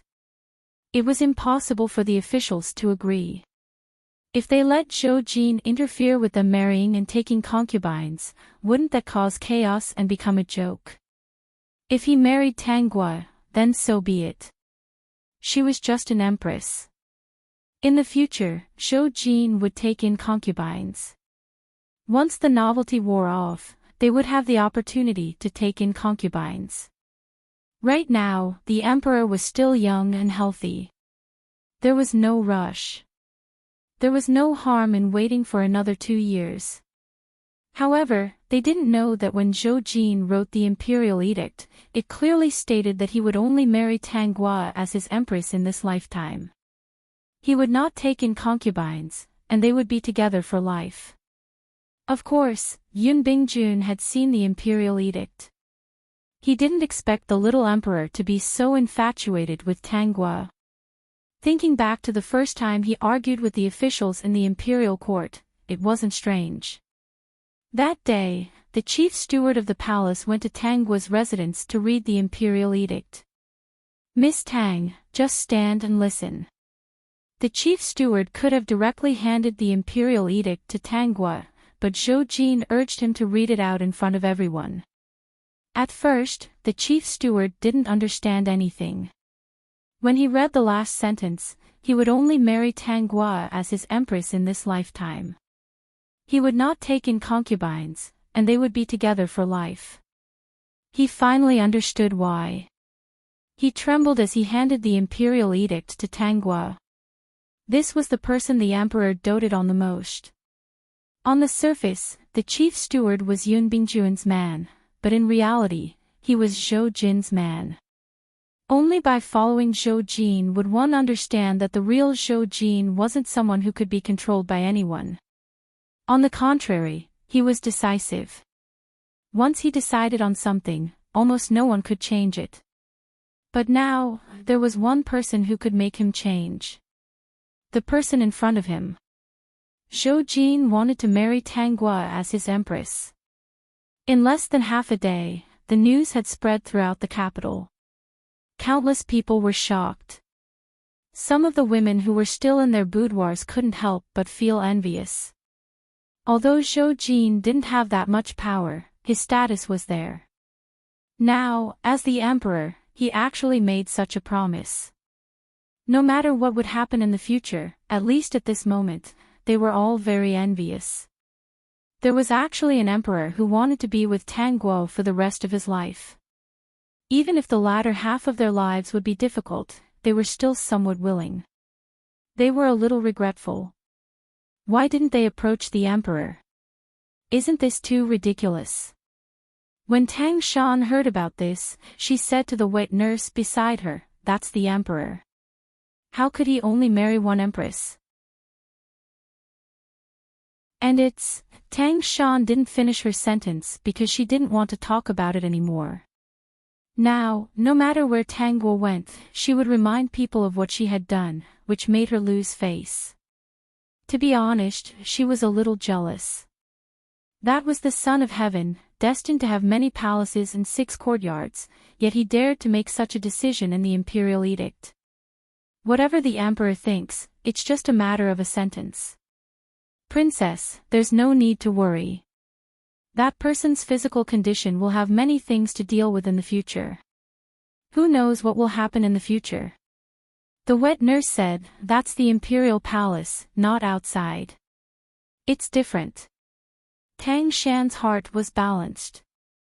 Yes, that was the imperial palace. The little emperor was making a promise now just to make the beauty smile. Maybe that day, he would hate it. Inform the family of this matter and see what they do. No matter what, she's still the empress. The family has to step in. Yes. This matter was being discussed everywhere in the capital. Of course, Chu Qiu, who was in the rouge shop, also heard it. And the madams and misses beside her were also discussing this matter. Even if their mouths were sour, one could see their envy from their expressions.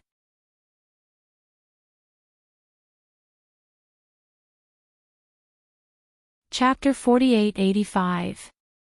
Actually, this isn't a big deal. That's the emperor we're talking about. It's just a temporary promise.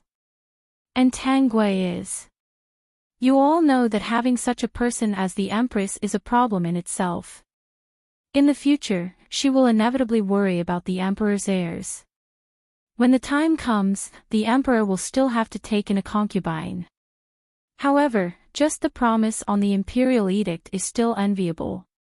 Chu Qiu was also envious, but she felt that as the emperor, it was inappropriate for him to make such a rash move without considering the big picture.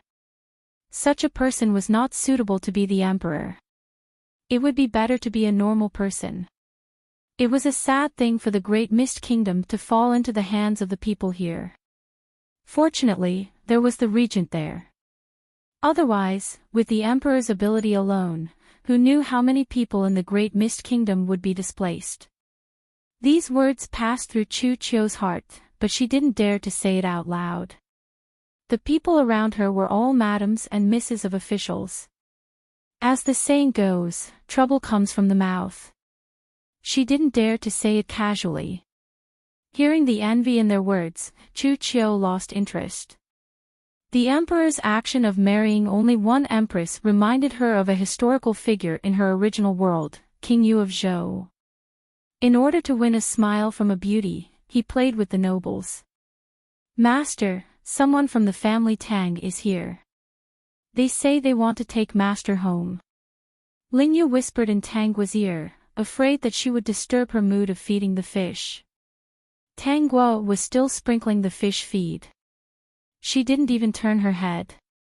The fish in the pond even jumped up to catch it. They were very close to her. Go home. Isn't this my home? Send them away. Ling Yu, yes, master. The people from the family Tang thought that they could take Tang Guo back. They didn't expect to be sent away just like that. Looking at the closed door, their faces didn't look good. They thought that it was a good job and they could get some money. No matter what, this was the future empress. They didn't expect to run into a wall. Master, what should we do now? She was a daughter that was almost crippled. To be chosen as the empress was a good result. In the end, she didn't want to come back. Father Tang was also very frustrated. If she didn't want to come back, they couldn't just kidnap her. No matter what, Tang Guo was the future empress. Master, Father Tang finally made up his mind. We'll go personally. He didn't believe that he couldn't bring Tang Guo back even if he went there himself. After all, he was Tang Guo's father. And so, Father and Mother Tang arrived at Tang Guo's residence. The door was still tightly shut. The messenger came out after a short while. My master said that he is not seeing any guests. Please go back. Father Tang's face was a little angry. He couldn't help but shout, I'm her father. How can a daughter not see her father? Call her out. Master said that she has no father and no mother. Ling Yu said with a smile, Master said that her parents would not watch her get hurt without doing anything. She also wouldn't think of ways to give her to my elder sister's husband as a second wife. Ling Yu's words made Father Tang roll his eyes in anger. Tell her that if she doesn't come out today, she can never return to the family. Then, she's not the daughter of the family. I'm going to kick her out of the family. Father Tang said fiercely. He didn't believe that Tang Guo wouldn't be afraid. Ling Yu said, then I'll go in and ask Master again. Not long after, Ling Yu came out again. Master asked Master Tang when he would kick her out of the family and if he needs her to go through the formalities. If not, she won't show up. After you kick her out of the family, send someone to inform him. Chapter 48-86. This time, Father Tang was so angry that his vision turned black. He angrily left with Mother Tang. She's so arrogant. Back at home, Father Tang smashed a pile of porcelain. He still had a foul breath in his heart that he couldn't vent. It was too sullen. He had been an official for so many years and no one had dared to speak to him like this. It was too infuriating. Master, I think she's just going for broke. She really doesn't want to return to the family Tang. Mother Tang hesitated. Mrs. Tang hesitated for a moment. She probably resents us for not handling Sean's matter properly. Why don't we invite Sean over and have her apologize to her? Apologize? Do you want Sean to be at odds with us? The only one we can rely on is Sean. Her body isn't well. If you do this, won't it make her sad? Father Tang disagreed. She thinks she can compare to Sean after becoming the empress. Don't forget, the power of the Great Mist Kingdom is in the hands of the regent. Don't come up with such useless ideas. What if something happens to Sean because of this? Mrs. Tang gave up on the idea. Sean was their family's biggest support. Originally, I wanted to bring her back and give her a decent wedding. Since she doesn't appreciate it, then forget it. Father Tang snorted and smashed another teacup. The sound of the teacup shattering made everyone in the room hold their breaths. She thinks I don't dare to expel her from the family Tang. Someone, invite everyone here. I want to hold a family meeting to discuss the matter of expelling Tanggua. Mother Tang, master, this. With her personality, I was worried that she would cause trouble after entering the palace. It's better to expel her. You don't need to say any more. You should know what to do. Mother Tang didn't say anything else. Tanggua really didn't know how to behave. She didn't give them any face at all. After becoming the empress, without the support of her mother's family, let's see if she cries in the future, Father Tang mocked. She really thinks she's capable. 2 hours later, the family Tang sent someone to deliver a letter to Tanggua, saying that she had been expelled from the Tang Corps. From now on, she had nothing to do with the Tang Corps. By the time Tang Shan and Yun Bingjun found out, it was already too late. Everyone in the capital was talking about this matter. Naturally, the incident from back then was also being discussed. Miss Tang has already been disappointed. The main reason why she didn't return to the Tang family was because the Tang family didn't side with her. That place simply couldn't accommodate her. That person caused her to be disappointed. Tang's mother Tang's family did not say anything. I still remember that Miss Tang went to the temple to pray for blessings for that person. She pretended to cultivate in seclusion for 10 days and moved Buddha with her sincerity. Later, she got a prescription to prolong her life. Otherwise, do you think that person could have lived until now? To put it bluntly, it's all thanks to Miss Tang that I'm still alive. Now that she's going to be the empress, the Tang family wants to share the cake. How can she not be angry? She even chased them out. The family Tang is really ruthless. I don't think Miss Tang cares at all. She's been living in seclusion for so many years and hasn't relied on the family Tang, yet she's still living a good life. Zhou Jin got someone to spread these rumors. He didn't want anyone to take the opportunity to slander Tanggua. The family Tang originally wanted to label Tanggua as an unfilial daughter.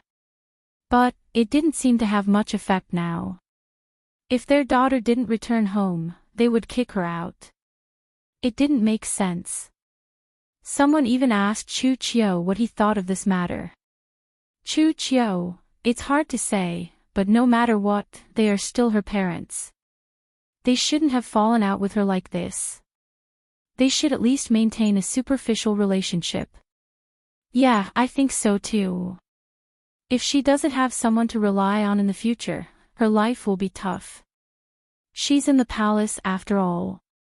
Regardless of the discussions, Tanggua and Zhou Jin's wedding was held as scheduled the following month. After getting rid of a huge burden and marrying the person she liked, Tanggua was overjoyed. She didn't care about the rumors.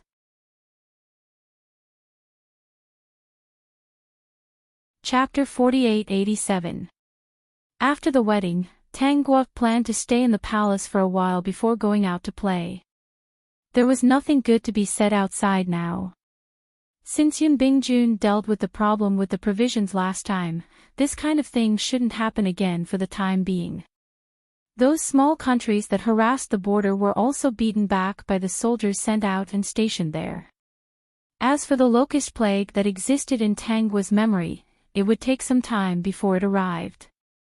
Tang Shan was busy looking for people for Chu Qiu. She guessed that Yun Bingjun wouldn't be able to bear it for long. She really didn't know how his relationship with Chu Qiu developed. She was the only one in the huge imperial harem, so it was relatively quiet. The previous emperor's concubines all moved to special palaces to live. Other than showing up at her wedding, they didn't come out again. Those who had children were taken out of the palace to live a peaceful life. Zhou Jin, on the other hand, didn't delay attending court just because he managed to coax Tanggua. After the court ended, he immediately ran to Tanggua's place. After a month, everyone knew how loving the emperor and empress were. They could often be seen walking hand in hand in the imperial garden. The two of them were like an ordinary couple. When news of this spread outside, the commoners took delight in talking about it. There were people everywhere who said that Zhou Jin was infatuated. However, when the madams and misses of the official family discussed this matter, it was different. They were indeed envious of the emperor and empress's relationship, but they all thought that this relationship was just a flash in the pan. After the passion passed, they would have to face the problem of having children. How could an emperor not have an heir? So what if they were loving? Chu Qiu heard such talk every day and thought the same. An emperor marrying a selfish woman who couldn't have children and didn't take any concubines sounded very dreamy. Not to mention the emperors of ancient society, even modern men were very realistic. Once they heard that a woman couldn't have children, even if they were married, they could divorce for this reason at any time. Chu Qiu couldn't help but think, how long could this relationship between the emperor and empress last? She also encountered a problem. Tang Shan would invite her over every 3 or 5 days to look for people for her. However, she still hadn't found anyone who met her requirements. She felt that her requirements weren't high. The person she was looking for didn't need to be in a high position and naturally didn't need to have multiple wives and concubines. He had yet to find such a person. These young masters of aristocratic families were not even comparable to the emperor. Of course, Chu Qiu was relieved that he couldn't find such a person. 2 months after Tanggua's wedding, the courtiers were getting restless. For the time being, they did not dare to raise this request in the imperial court. They were afraid that Zhou Jin would use this opportunity to interfere with their marriage. If he couldn't speak up himself, wouldn't they know how to use a roundabout method? If it didn't work on the emperor's side, wouldn't it work on the empress side? Tanggua found that when she went out for a walk recently, she often saw those old concubines who lived in seclusion. If they met, it was impossible for them not to greet him. They would even sit down and chat. Tanggua didn't care what their purpose was. As long as they didn't cause trouble, it was fine to chat. It had only been 3 to 5 days, but some old concubines had already exposed their targets. Behind these old concubines, there were actually some officials. Those officials probably didn't expect that they would be used one day. Empress, I'll say something inappropriate, concubine Lu thought that she had a good time with Tanggua these days. She was considered one of the younger old concubines and was 10 years older than Tanggua. If she said something personal, Tanggua might listen, don't take it to heart. I'm doing this for your own good. Tanggua, concubine Lu, please speak. Chapter 4888. I heard that you had an accident and can't get pregnant. When she said this, old concubine Lu spoke slowly. She always paid attention to Tanggua's expression. Any woman who was exposed would be angry out of shame. She was an old concubine without power and influence. She really didn't dare to provoke Tanggua. Tanggua was the empress. She was in charge of the entire harem. She could make her life difficult and people couldn't do anything about it.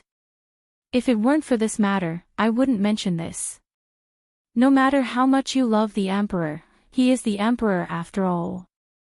As the emperor, he must have an heir. If there is no heir, the one who will be criticized is not the emperor, but you, the empress. At that time, everyone will think that you are jealous and let the emperor have no children. Seeing that Tanggua wasn't angry, old concubine Lu continued to speak. She looked as if she was planning for Tanggua. If you care about other women, it's better to help the emperor find a woman with a lower status. When you have children in the future, you can raise them under your name. Yes, old concubine Lu is right. You see, we old concubines who stay in the palace to retire have no children. Otherwise, we would have been taken out of the palace long ago. Tang Gua didn't think that these words were too difficult to say. If she wasn't the one sitting in this position, then the emperor wasn't Zhou Jin. There would be a lot of variables in the future. However, she didn't like them to use themselves as an example.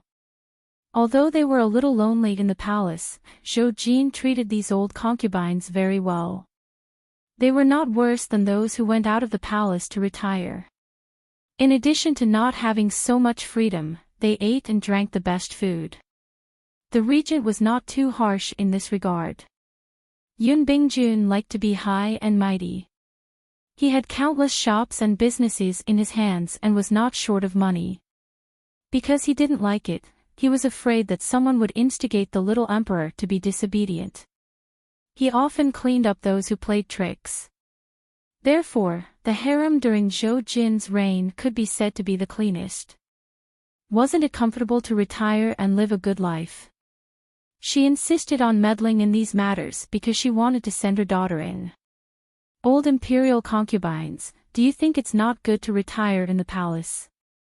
Tang Gua put down the teacup and asked.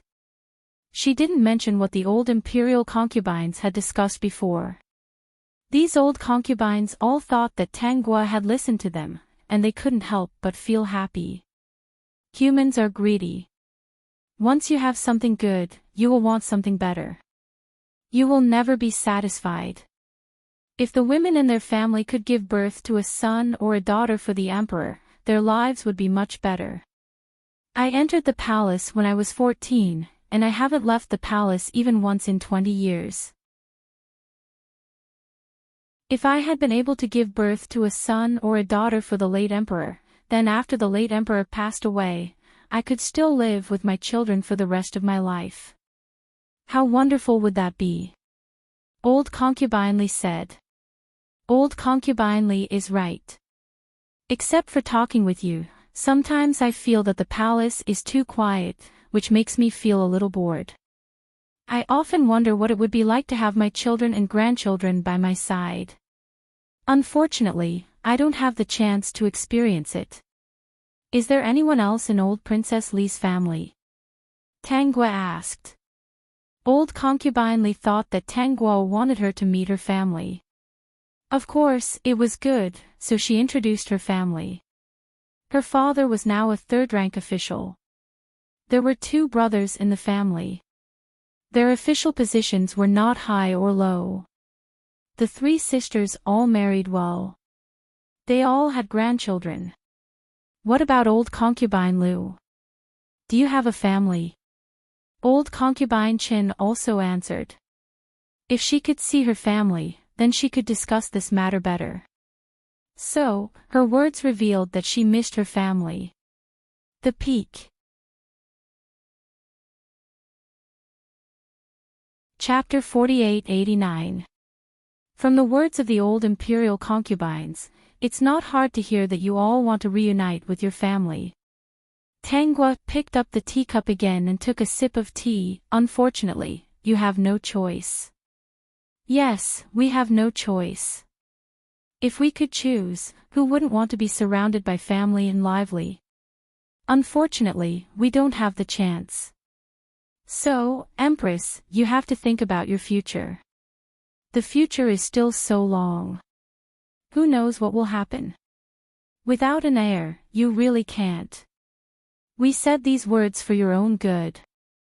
We said these because we can talk with you. If it was someone else, they would be too lazy to waste their breath. Tang Gua continued, I naturally know that the old imperial concubines are not talkative people. You must be thinking about me by mentioning these things. I appreciate your kind intentions. Tang Gua didn't answer what to do, but from her attitude, the old imperial concubines all thought that she had listened. Perhaps it wouldn't be long before she took the initiative to elect the emperor. She said that she would only choose one. As long as there was a concubine, it was impossible to only choose one. At that time, the daughters of their families would all participate in the election. According to their father and elder brother, the emperor was abolished, but the emperor could create a little emperor. At that time, their families would inevitably rise. They were raised from childhood, so how could they be afraid of the regent? Tangua talked with these old imperial concubines in a pleasant manner and inquired about their family background. She remembered all the old imperial concubines who were active in this matter and wouldn't forget that they were so warmly considerate of her. Since they were so lonely in the palace and looked forward to reuniting with their families, then she would let Zhou Jin give them a grace and send them out of the palace to reunite with their families and let them enjoy their old age. Tongzi, don't you think I'm very kind?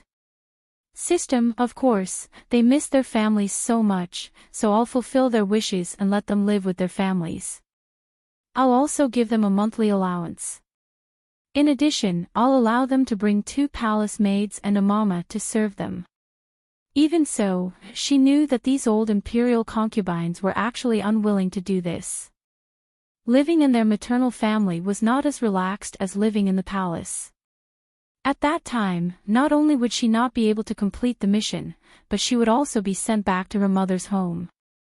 That would be like living under someone else's roof. Did they think that she was easy to bully just because she was no longer a member of the Tang family and had no family background? After Zhou Jin was done with his work, he went to look for Tang Guo. When he arrived, Tang Guo was reading a novel while eating snacks. Sensing Zhou Jin's arrival, he instructed Ling Yu, hurry and pour some hot tea for Jin. After Zhou Jin finished his warm tea, he sat beside Tang Guo and rested his chin on her shoulder. The two of them read the storybook in her hand together. This kind of scene happened every day. Ling Yu was already used to it. She gave Qi Qing a look and hurried out. Qi Qing was also very gratified. As expected, His Majesty looked much happier now that he had an empress. Guo, I heard that the old concubines told you some unpleasant things today. Who told you that? Tang Guo paused and raised her eyes to look at Zhou Jin. She didn't mind this, but this guy seemed to be more sensitive than her. Zhou Jin wrapped his arms around Tang Guo's shoulders. There are no secrets in the palace. All right, I'll pay attention to them. I'm afraid that they'll say something that will make you unhappy. You have a peerless divine skill. If I don't pay attention, what if you fly away because you're unhappy? Translator, Endless Fantasy Translation Editor, Endless Fantasy Translation. Chapter 4890. I've treated them well, but they're all ingrates. They just can't bear to see me doing well. Not only did they stab me in the back, they even wanted to bite off a piece of flesh from my thigh. Zhou Jin's expression was ugly. These people are too greedy. If it were any other matter, he could tolerate it for the time being, but this matter, he could not tolerate it. Did these people know how many years he had waited for this day? Ah Jing, I want to tell you something. Tang Guo grabbed Zhou Jin's hand. Today, I heard from the dowager concubines that they're living in loneliness and misery in the palace. They're always thinking about living with their families. The late emperor passed away many years ago, and I can't bear to leave the dowager concubines in the palace. Zhou Jin was still a little angry, but he realized that Tang Guo's words were getting weirder and weirder. He didn't interrupt and listened to Tang Guo continue. Today, I want to ask for a favor for them. Ah Jing, issue an imperial edict for them to reunite with their families. What do you think? The dowager concubine's words today have touched me greatly. After hearing this, Zhou Jin understood Tang Guo's motive. He hugged Tang Guo and laughed. He even kissed her on the cheek. Guo, you're really my good Guo. You're smart, kind, and righteous. My good wife, you're actually so considerate. After so many years, why didn't I think of this? Guo, it's fortunate that you're here. Otherwise, those dowager concubines wouldn't be able to reunite with their families for the rest of their lives. Ah Jing is also a good emperor. He's actually so righteous. If the dowager concubines know of this news, they'll definitely be happy and grateful to Ah Jing. System, dog, these two are really dogs. If he didn't know the whole thing, he would really think that they were thinking for the dowager concubines. Tang Gua took out a piece of paper from her sleeve. I was afraid that I wouldn't remember, so I wrote down the names of the dowager concubines who wanted to go home. System, dog host, you even made a name list. Zhou Jin took the name list and laughed louder and louder. Even Ling Yu and Qi Qing, who were outside, did not know what was going on. But they were not curious, because when the Emperor and Empress were together, every moment was joyful. They just needed to stay outside and watch the door. Not long after, Zhou Jin brought Tang Gua to write the imperial edict.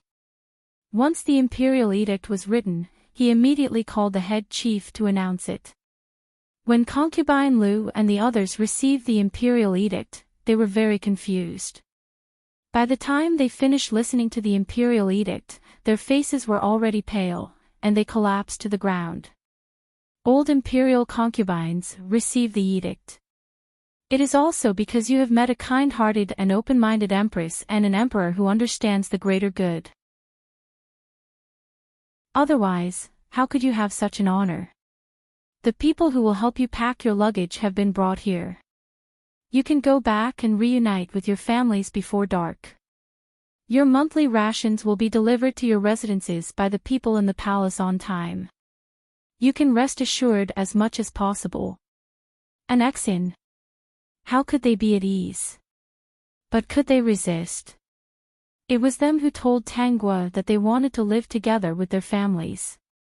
The Empress sympathized with them and mentioned this to the Emperor. The Emperor was wise and had even agreed to let them reunite with their families. How could they object? When the imperial edict was issued, they had no time to prepare at all.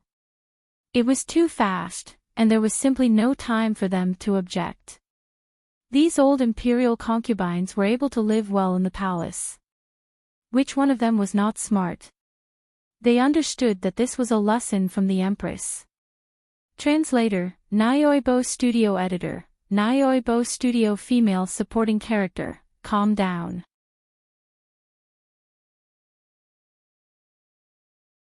Chapter 4891. As for those dowager concubines who didn't reveal their desire to return home and didn't try to persuade Tang Gua, they all felt somewhat fortunate. They didn't want to disturb these peaceful days, so they didn't listen to their families. They thought far ahead. If they listened to their families, they would only be involved in disputes. They didn't know whether they could succeed or not, and they might even get themselves killed. They didn't expect that they would avoid a disaster because of their misgivings. After today, the dowager concubines probably wouldn't dare to hang around Tang Gua again and would retire in the palace with peace of mind. Reporting to the Emperor and the Empress, the dowager concubines have already been sent home. The chief steward came to report the news. The imperial edict has also been announced. Zhou Jin was very happy now. There was no way they would dare to bully his humph. Well done. Presumably, the dowager concubines will be reunited with their families and won't feel lonely anymore. Zhou Jin said again, go and tell the other dowager concubines that if anyone wants to return home, Shen will allow it. Yes, Your Majesty. The chief steward's cheeks twitched as he went back. The Emperor was still the Emperor. Those scheming dowager concubines were now regretting their actions. Previously, when he went to send them off, they all looked listless and full of regret. Wasn't this their own doing? They didn't want to live a good life and had to make trouble for the Emperor. Did they really think that the Emperor was easy to bully?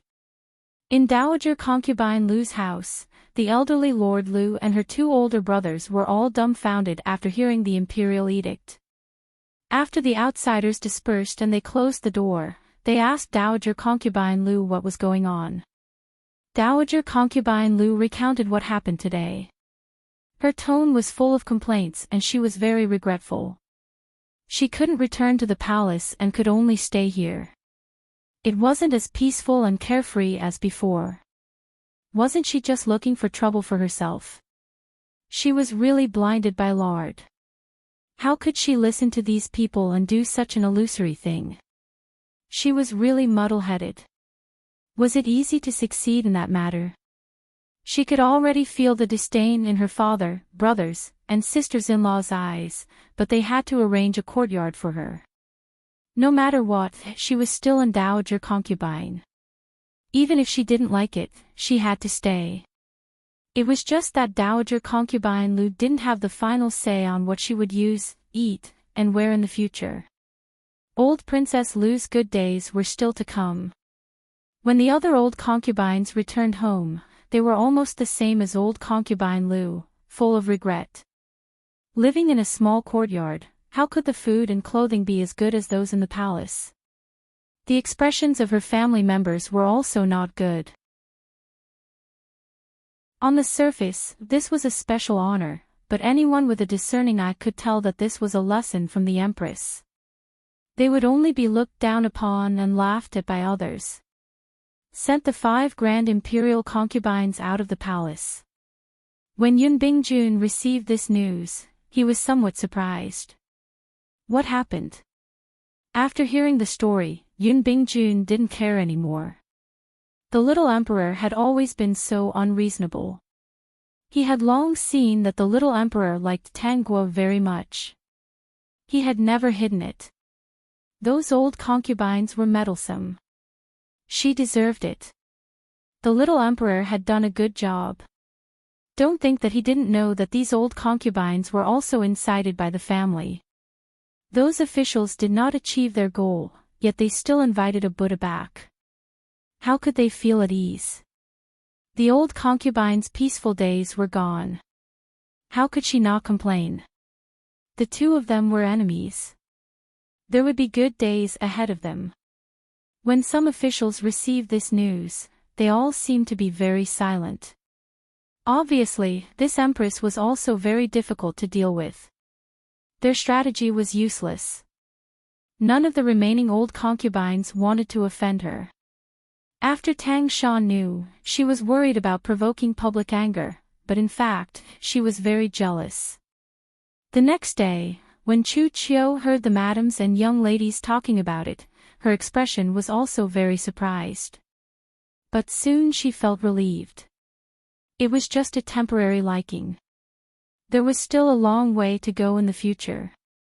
After all, those two were the empress, not an ordinary couple from an ordinary family.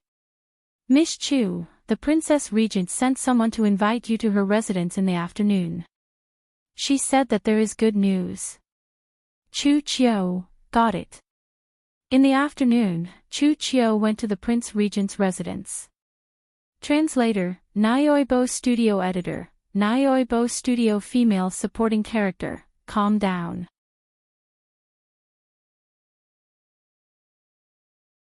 Chapter 4892. It's really not easy to find someone you're satisfied with. After searching for so long, I almost gave up. Tang Shan was all smiles because she had really found someone who met Chu Qiu's requirements. His family background was not bad and he was good-looking. Most importantly, he did not have a concubine or servant girl by his side. However, Chu Qiu's heart sank.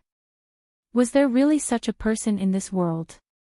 For such a person to be able to produce a regent and an emperor was already very impressive. The emperor might change in the future. How could those commoners restrain her? Which family's young master is he? Tang Shan smiled.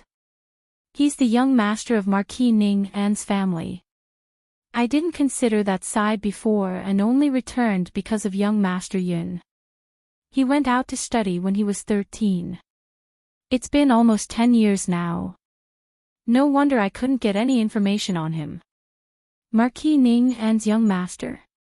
Take a look at the portrait. Tang Shan handed the portrait to Chu Qiu. The person in the portrait was indeed handsome and unparalleled. He was not inferior to Yun Bingjun. Yun Bingjun was domineering and good-looking. The person in the portrait was dressed in pure white, which made him look otherworldly. He did not look like someone from the mortal world. He looked like an immortal who had descended to the mortal world.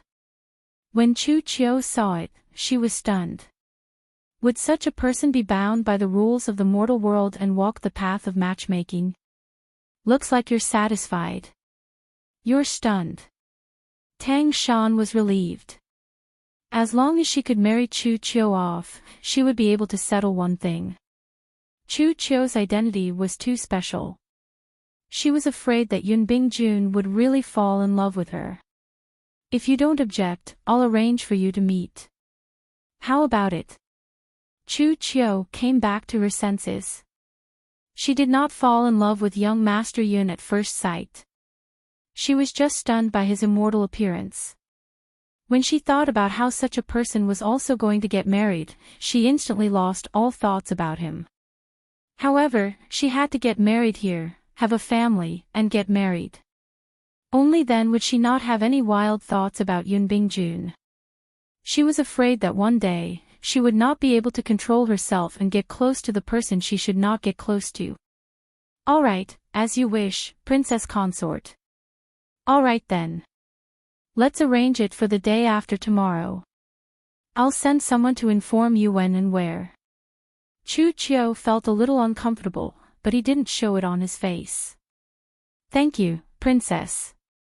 That day, when Yun Bingjun returned, Tang Shan told him the good news. Yun Bingjun looked at Yun Jiling's portrait and didn't say anything for a while. So Jiling has returned from his study trip.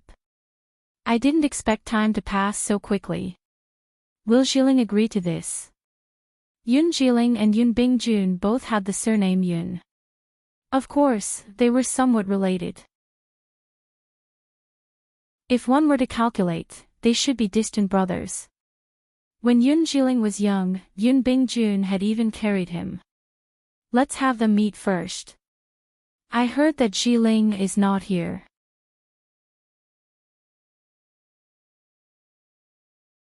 Chapter 4893. Tang Shan was now paying close attention to Yun Bingjun's expression. If Yun Bingjun dared to show any signs of disapproval, she could not help but suspect that Yun Bingjun already had some thoughts about Chu Chiu. If Yun Bingjun really had such thoughts, she could not stop it from developing. When a man no longer loved you, there was no need to say anything. She would not allow such a thing to happen. Yun Bingjun, all right, you arrange it. Yun Bingjun returned the portrait to Tang Shan. No matter what, both of them must be satisfied. Of course. If they are not satisfied, wouldn't they be randomly matched and become a resentful couple? Tang Shan said with a smile. The nervousness from before had completely disappeared. On the third day, Chu Chiu and Yun Jiling met. Yun Jiling was even better than in the portrait. Chu Chiu and Yun Bingjun did not expect that Yun Jiling would agree to this matter. I did not expect that someone like young Master Yun would agree to meet me. Facing Yun Jiling, Chu Chiu spoke her thoughts. Yun Jiling said with a smile, a long time ago, I have heard of Miss Chu's great name. Before I came back, I was wondering when I would be able to meet you. These years of studying outside, I have seen many things, but I have never seen a woman like Miss Chu. Chu Chiu felt that Yun Jiling had a good impression of her. Young Master Yun is too kind. No, you are worthy of it. The two of them talked for 2 hours. Yun Jiling told Chu Chiu about his experiences these years. She had to admit that this person was really good. When she asked him about his views on choosing a partner and what he thought of being together for life, Yun Jiling actually said that he envied this kind of immortal couple life. When he was speaking, his eyes were looking at her. From curiosity at the beginning to admiration now, Chu Chiu was at a loss. On second thought, wasn't she looking for such a person? After seeing so many things, Yun Jiling was really the best choice. Everything should come to an end. Perhaps a cloud ridge was the best choice for her in this strange world. Facing Yun Jiling's next invitation, Chu Chiu agreed. She saw that the smile on Yun Jiling's face had become gentler. She thought in her heart that being with such a person was indeed relaxing. A long time ago, someone had said that you must marry the person who likes you the most. If you can't be together with Yun Bingjun, then Cloud Ridge is indeed not bad. He was a very open-minded person who did not adhere to the secular world and did not have much prejudice against women. How could she not be happy when she was with such a person? After Tang Shan learned of Chu Chiu's thoughts, she became more and more satisfied. She had long expected that Yun Jiling would like someone like Chu Chiu. Other things aside, Chu Chiu had lost her memory and her family background was unknown. She was indeed an extraordinary woman. It was precisely this kind of woman that made her feel uneasy. When Yun Bingjun found out about the result, his entire body was covered in cold air. However, he had always been like this and no one had discovered anything. Tang Shan saw that Yun Bingjun was not very concerned about this matter and was satisfied. It seemed that Bingjun did not have any thoughts about Chu Chiu for the time being. Tang Gua, who was in the imperial palace, also knew about the matter between Chu Chiu and Yun Jiling. I heard that the two of them are getting along very well recently. Tang Gua asked. It seems that the two of them are going to be together. Zhou Jin sat at the side and was helping Tang Gua peel melon seeds.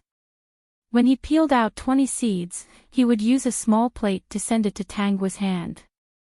Seeing her eating happily, he would also reveal a smile. Ever since a batch of restless imperial concubines were sent back to their parents' home to retire, the surrounding people had become well-behaved. They no longer talked about taking in concubines and having children. It should be peaceful for a while. Peak. Chapter 4894. I don't think it'll work. Tang Gua replied confidently as she ate her melon seeds.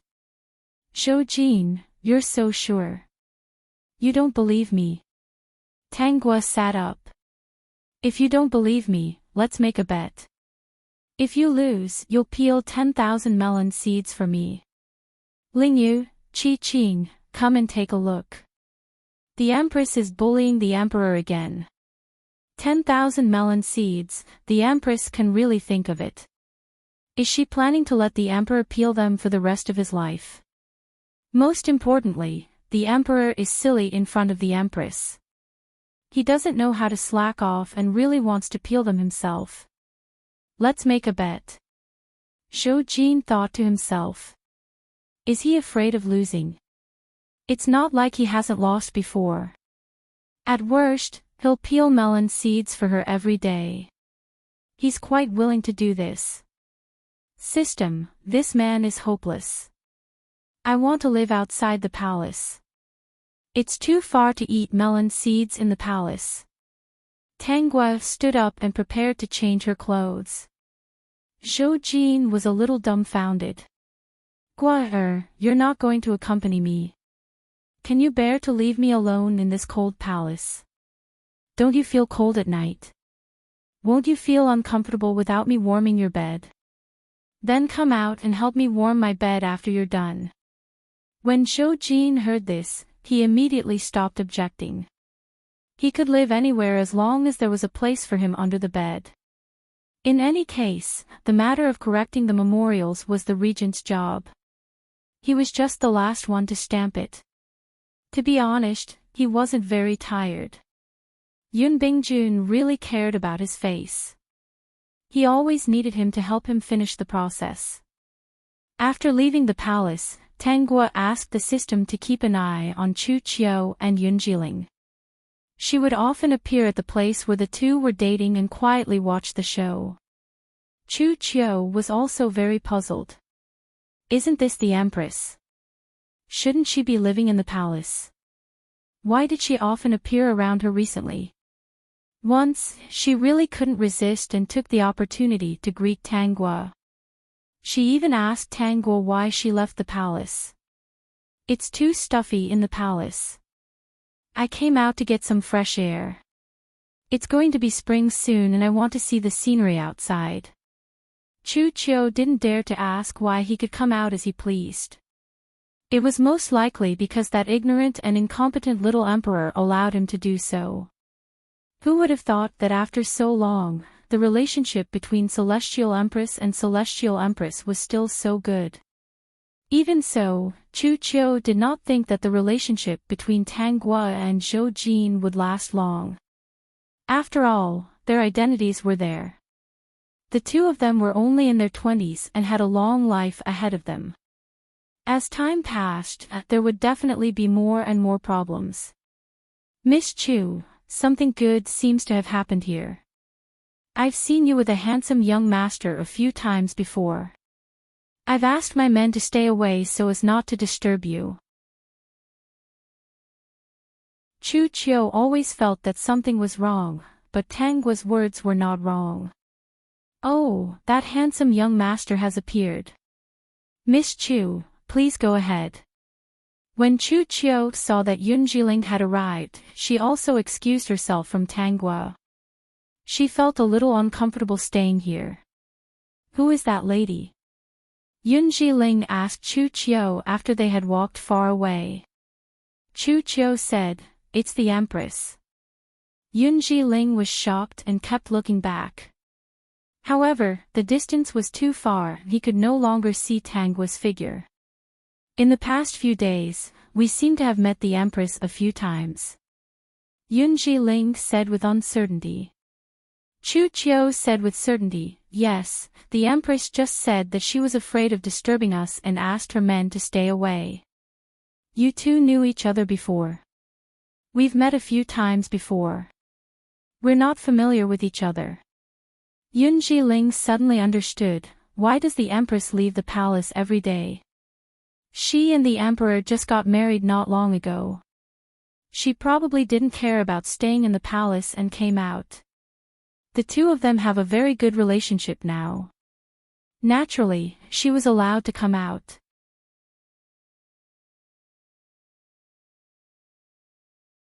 Chapter 4895. Yun Jiling was shocked. "I didn't expect the Emperor and Empress to be an immortal couple. You don't seem to know much about the Emperor and Empress." Chu Qiu was puzzled. Different from Yun Bingjun, she realized that Yun Jiling was a very indifferent person. Power and money were like smoke in his eyes. "I don't pay much attention to these things." Although he said this, Yun Jiling had already decided to go back and understand the story between the Emperor and Empress. When he understood, he also found out about Tang Guo's experience. He didn't know how to react when he received so much news. It turned out that the gentle and generous cousin-in-law in his eyes actually harmed her own sister. He didn't expect things to turn around. Tang Guo became the Empress and was very loving with the Emperor. Because of Tang Shan's identity, Yun Jiling didn't think much about this. As he interacted with Chu Qiu, he liked her more and more. He already had the feeling that if he didn't marry Chu Qiu in this life, it would be a lifetime of regret. Not long after, Yun Jiling expressed his feelings to Chu Qiu, hoping to live with her hand in hand for the rest of their lives. Chu Qiu said that she needed a night to consider. The next day, she agreed. After she agreed, Yun Jiling arranged for a matchmaker to propose marriage. Chu Qiu didn't invite anyone. Tang Shan did all this. Naturally, the matchmaker went to the regent's residence to propose marriage. At that time, Tang Shan and Yun Bingjun were both there. Tang Shan made the decision to agree. She and Chu Qiu had already discussed this matter. Naturally, she didn't have to object. Yun Bingjun sat at the side and watched. He was very angry, but he couldn't do anything to stop this. After succeeding in advance, Chu Qiu began to prepare for marriage. She didn't go to the store often. She had a group of people under her who could help her manage the business. She also had the regent's residence behind her, so no one dared to play any tricks. If you lose, they will get married in half a year. Shojin was still peeling sunflower seeds. Don't worry. Even if I lose, this job of peeling sunflower seeds is still mine. Such a delightful job couldn't fall into the hands of others. They haven't gotten married yet, right? Let's wait until they get married. Even if they get married, there will be a divorce. Shojin, you're being unreasonable. But it's okay, you're right. Lingyu, can I leave? System, you can't. If you leave, who's going? Yunjiling, to invite his friends to attend the wedding. Because of this, he set the wedding date to get married in half a year's time. This way, there would have more time for him to let Stuzes. 3 months had passed. Cloud Ridge's good friends came from all over the place and were all arranged to stay in the inn. Every day, Cloud Ridge would drink wine and chat with them SSSSS to her to T to STS. To T S's. T2's to S. That day, he sneaked into Chu Chio's house and caught him red-handed. The two of them met, but they didn't say much, Toot. But marriage was like this. Yunji-ling was the most suitable person for her. Do you want me to be alone for the rest of my life? Jiling S. Great. I'm very comfortable with him.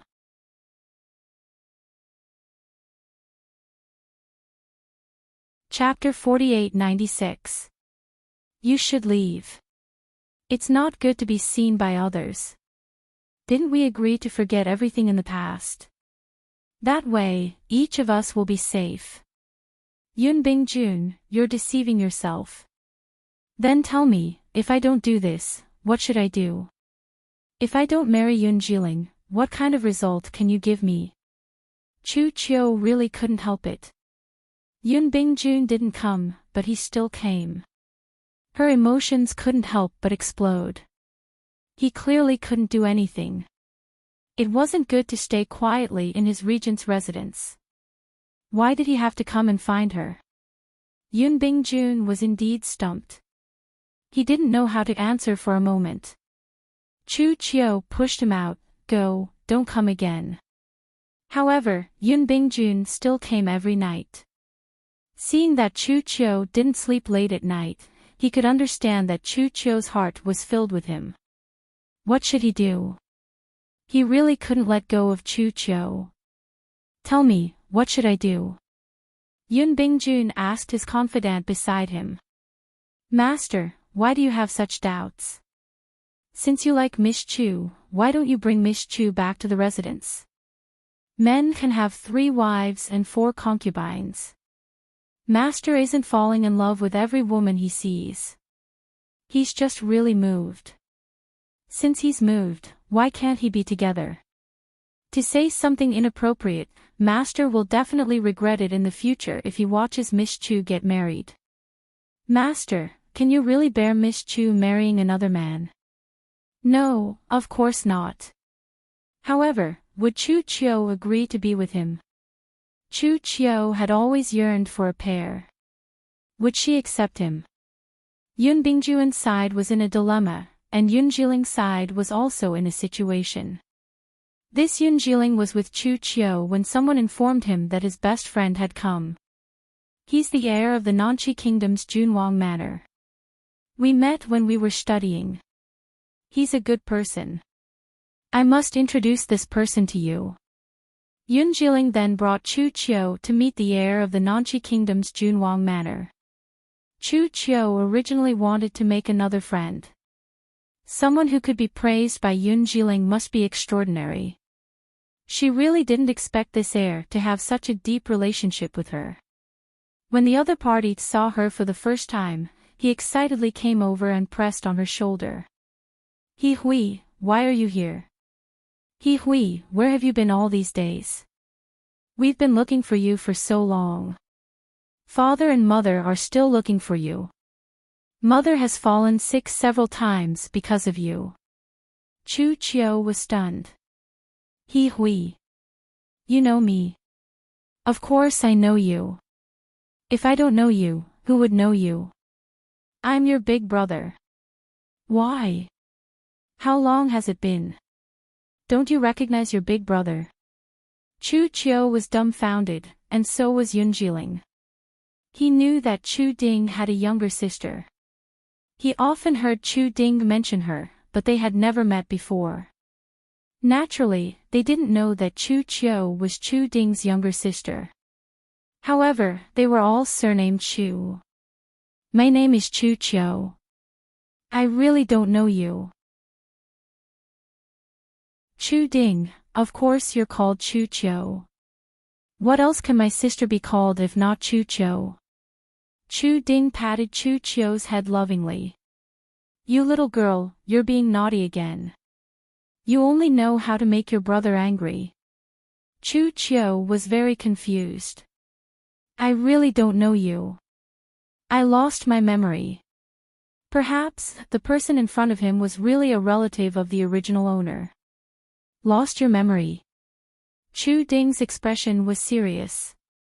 What happened? Why don't we sit down and talk? No matter what happened, let's make things clear first. Yun Jiling suggested. Okay, let's sit down and talk. Chu Ding finally reacted. How do you know he hui? Yun Jiling, Chu Ding, our relationship might change. In the future, you should be my brother-in-law.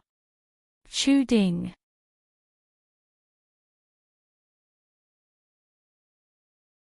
Chapter 4897. Chu Ding's arrival not only unraveled the mystery of Chu Chiu's birth, but also revealed the cause and effect. Chu Ding was certain that Chu Chiu was his sister. Another reason was that there was a mole behind Chu Chiu's right earlobe. If Chu Ding hadn't mentioned it, Chu Chiu wouldn't have noticed it herself. There was no problem with her identity. Chu Chiu recognized Chu Ding as her brother. Come back with me, he hui. The matter of you running away from the marriage hasn't been resolved yet. Chu Ding said. Chu Chiu shook her head. Even if I go back, I can't marry that person. Your family didn't force you to marry, but you ran away. You've lost all your face. It's not like they can't do without you. They just want you to go back and settle things. Apologize and don't make things difficult for your parents. Is it really just an apology? Chu Chiu asked. Chu Ding, of course. Chu Chiu looked at Yun Jiling. Yun Jiling nodded and replied, okay. Then I'll go and take a look. Yun Jiling said, no matter what, with my relationship with Chu Chiu, I have to meet my future father-in-law and mother-in-law. On the second day after the matter was decided, Chu Chiu brought Chu Ding to the regent's residence. She said that she wanted to go home and take a look. After knowing Chu Chiu's true identity, Tang Shan and Yunbing Jun were both surprised. This was something they never expected. They didn't expect Chu Chiu to have such a background. Chu Chiu and Yun Jiling's wedding was postponed. On the third day, they returned to Nanqi together. The postponement of the wedding made Yunbing Jun sigh in relief. This period of time was really too stressful for him. Not to mention what happened when Chu Chiu returned to Nanqi. Not long after they left, Zhou Jin received a secret report. There was a locust plague in a certain place. The local officials were afraid that it would affect their performance, so they didn't report it. Moreover, the locust plague seemed to be spreading. If it was left alone, that place would have no harvest today. At that time, who knew how many people would starve to death? Tang Gui's divination was accurate again. Zhou Jin asked someone to secretly reveal this matter to Yunbing Jun. As expected, after Yunbing Jun found out, he brought up this matter in court and arranged for people to deal with it. Prince Regent, I still have something here that should be able to help us deal with this locust plague. Zhou Jin happily took out a piece of paper from his sleeve. This is a prescription that the Empress gave to me. It is said that as long as you can make the medicine according to the prescription, grind it into powder, and scatter it on the ground, the locusts will not dare to come close. Even though we won't be able to stop the local losses, at least we can stop the locust plague from spreading. Yun Bingjun took the prescription and looked at it. There were a bunch of densely packed names of herbs, most of which he was familiar with. Tang Shan had been sick for so many years, so it was not strange that he knew about this. He could understand the name of the medicine, but he didn't know the effects of the prescription.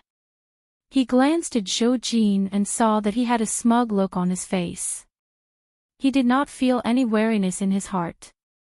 It was not strange that Tang Guo was able to come up with a prescription to prolong her life and a prescription to deal with the plague of locusts. The little prince couldn't wait to take it out, most likely because he wanted to show off his wife. Whether or not this prescription would work, he could only try it out. If the locust plague was not dealt with, who knew how many people would starve to death this year? In less than 2 days, someone leaked the news that the locust plague had spread. When grain merchants saw this, they immediately raised their prices. Moreover, the prices were higher and higher day by day. Even in the capital, 1 liter of grain was sold for 50 taels of silver. This was something that ordinary people could not afford.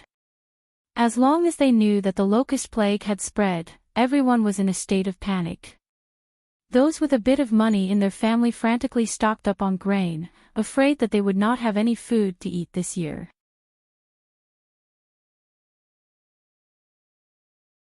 Chapter 4898.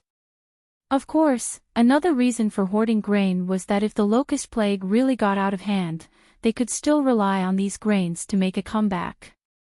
Those who had the ability to hoard grain were naturally aristocratic families. On one hand, they went to places where the news had not been leaked to buy low-priced grains, while on the other hand, they sold high-priced grains in the capital. There was no loss at all. Weren't these aristocratic families backed by these officials?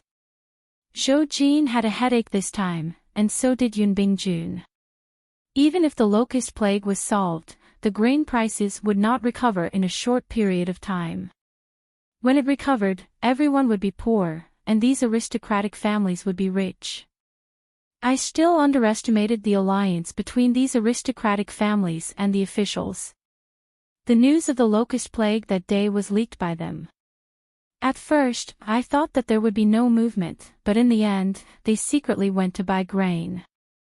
Zhou Jin said angrily, "At present, the commoners' families should be able to hold on for a while.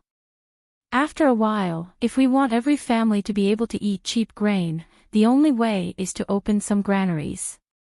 However, this can only be a vicious cycle. After all, the granaries cannot be fully opened, and no one can predict what will happen in the end. When the time comes, these aristocratic families and those officials will still be the winners." This was the first time Tang Guo saw Zhou Jin so angry. Usually, in front of her, he was all smiles and was very shameless. She put her hand on Zhou Jin's shoulder. "Why didn't you ask me for help when you encountered such a big problem?" "Guo, I'm afraid you can't help me with this matter." Zhou Jin hurriedly held Tang Guo's hand with both hands. "I know you want to help me. You've already helped me a lot by giving me the prescription to get rid of the locust plague. But this is grain, and millions of commoners need it. And the majority of this grain is in the hands of the aristocratic families. It's impossible for the granaries to be fully opened." With so much grain, Tang Guo really couldn't help him, although he was still very touched. "Who said that the grain is in the hands of the aristocratic families?"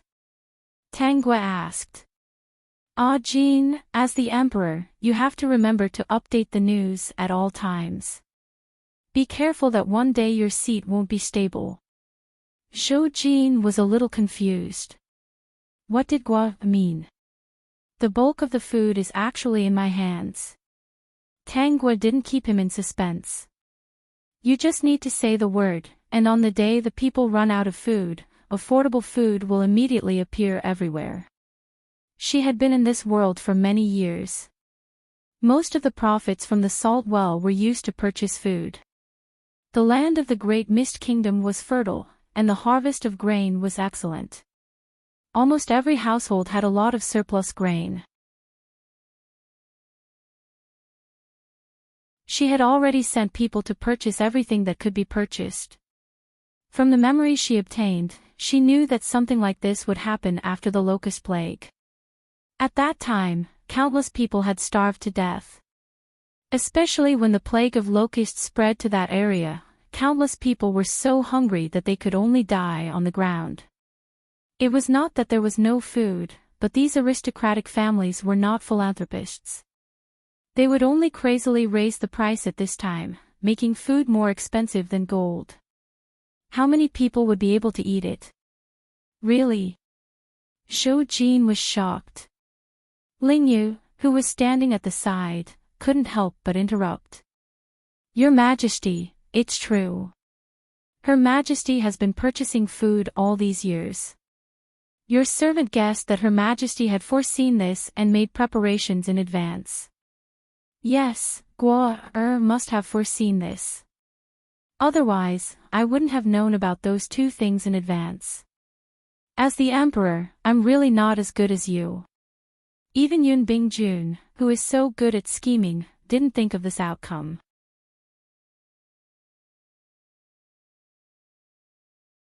Chapter 4899.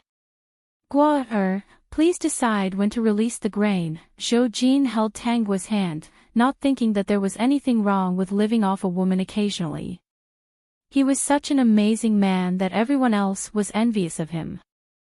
Okay, I'll send a messenger pigeon immediately and get them to do it. 10 days later, a portion of the commoners started to run out of grain.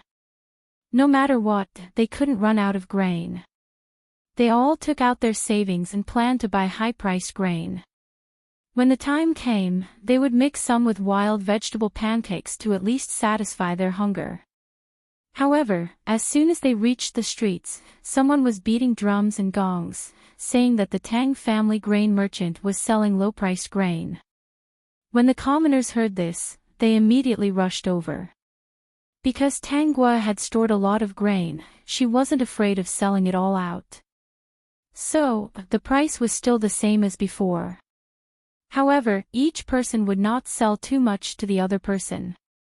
Furthermore, those who came to buy grain had to bring their own identification card.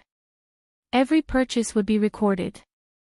However, this didn't stop certain grain merchants from sending people over to buy grain.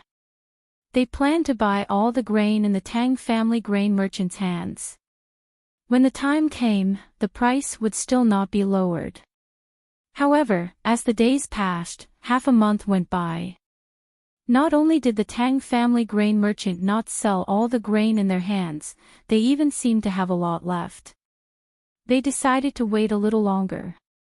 They waited for another month, but the Tang family grain merchant was still the same. This time, the aristocratic families couldn't hold on any longer and started to lower the price. At first, they lowered the price a little, but later, no one cared. Seeing that the Tang family grain merchant was still holding on, and hearing that the locust plague had been resolved, and that there would be new grain in a few more months, they were afraid that the grain in their hands would be gone. So, they quickly restored the price of the grain to its original price. When they restored the price to its original price, the Tang family grain merchant disguised themselves and bought a lot of their grain. In fact, after a month and a half of selling at low prices and the destruction caused by the grain merchants, the Tang family's grain merchant was almost finished. However, there wasn't any shortage of grain. The grain in their hands should be able to last for a few months, so the Tang family grain merchant wasn't afraid. The aristocratic families naturally understood that if they didn't make a move, they would really lose everything. After the grain war, not only did the Tang family grain merchant under Tang Guo's name not lose anything, they even made a profit. She also used a portion of the silver to buy a portion of the grain from the grain merchants as a backup. In ancient times, food was the most important thing. There was no need to worry about sales at any time, and it was very useful. In the second year, she would sell the old grain and store the new grain. This was the cycle. She wasn't afraid of losing money, because the salt well business alone could make her a lot of money. She didn't even know how much money she had. This was all thanks to the million taels of gold that he had gotten from Yunbingjun. Who is the person behind this Tang family grain merchant?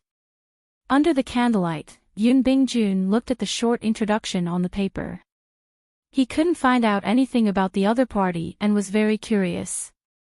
But from their actions this time, it was clear that the people behind the Tang family were different from those aristocratic families who only cared about benefits and didn't care about the big picture.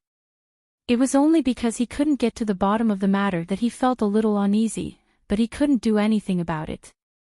In any case, he was someone who was opposing an aristocratic family. He couldn't afford to provoke the other party. If another aristocratic family was born, the gains wouldn't make up for the losses. You're tuning in to the LoveLore Library YouTube channel. We're so grateful for your support, and don't forget to subscribe to join us on this incredible journey through captivating stories. Your generosity through donations truly makes a world of difference, as it's the primary source of revenue that allows me to expand and enhance this channel for you. Thank you from the bottom of my heart for being a part of this adventure.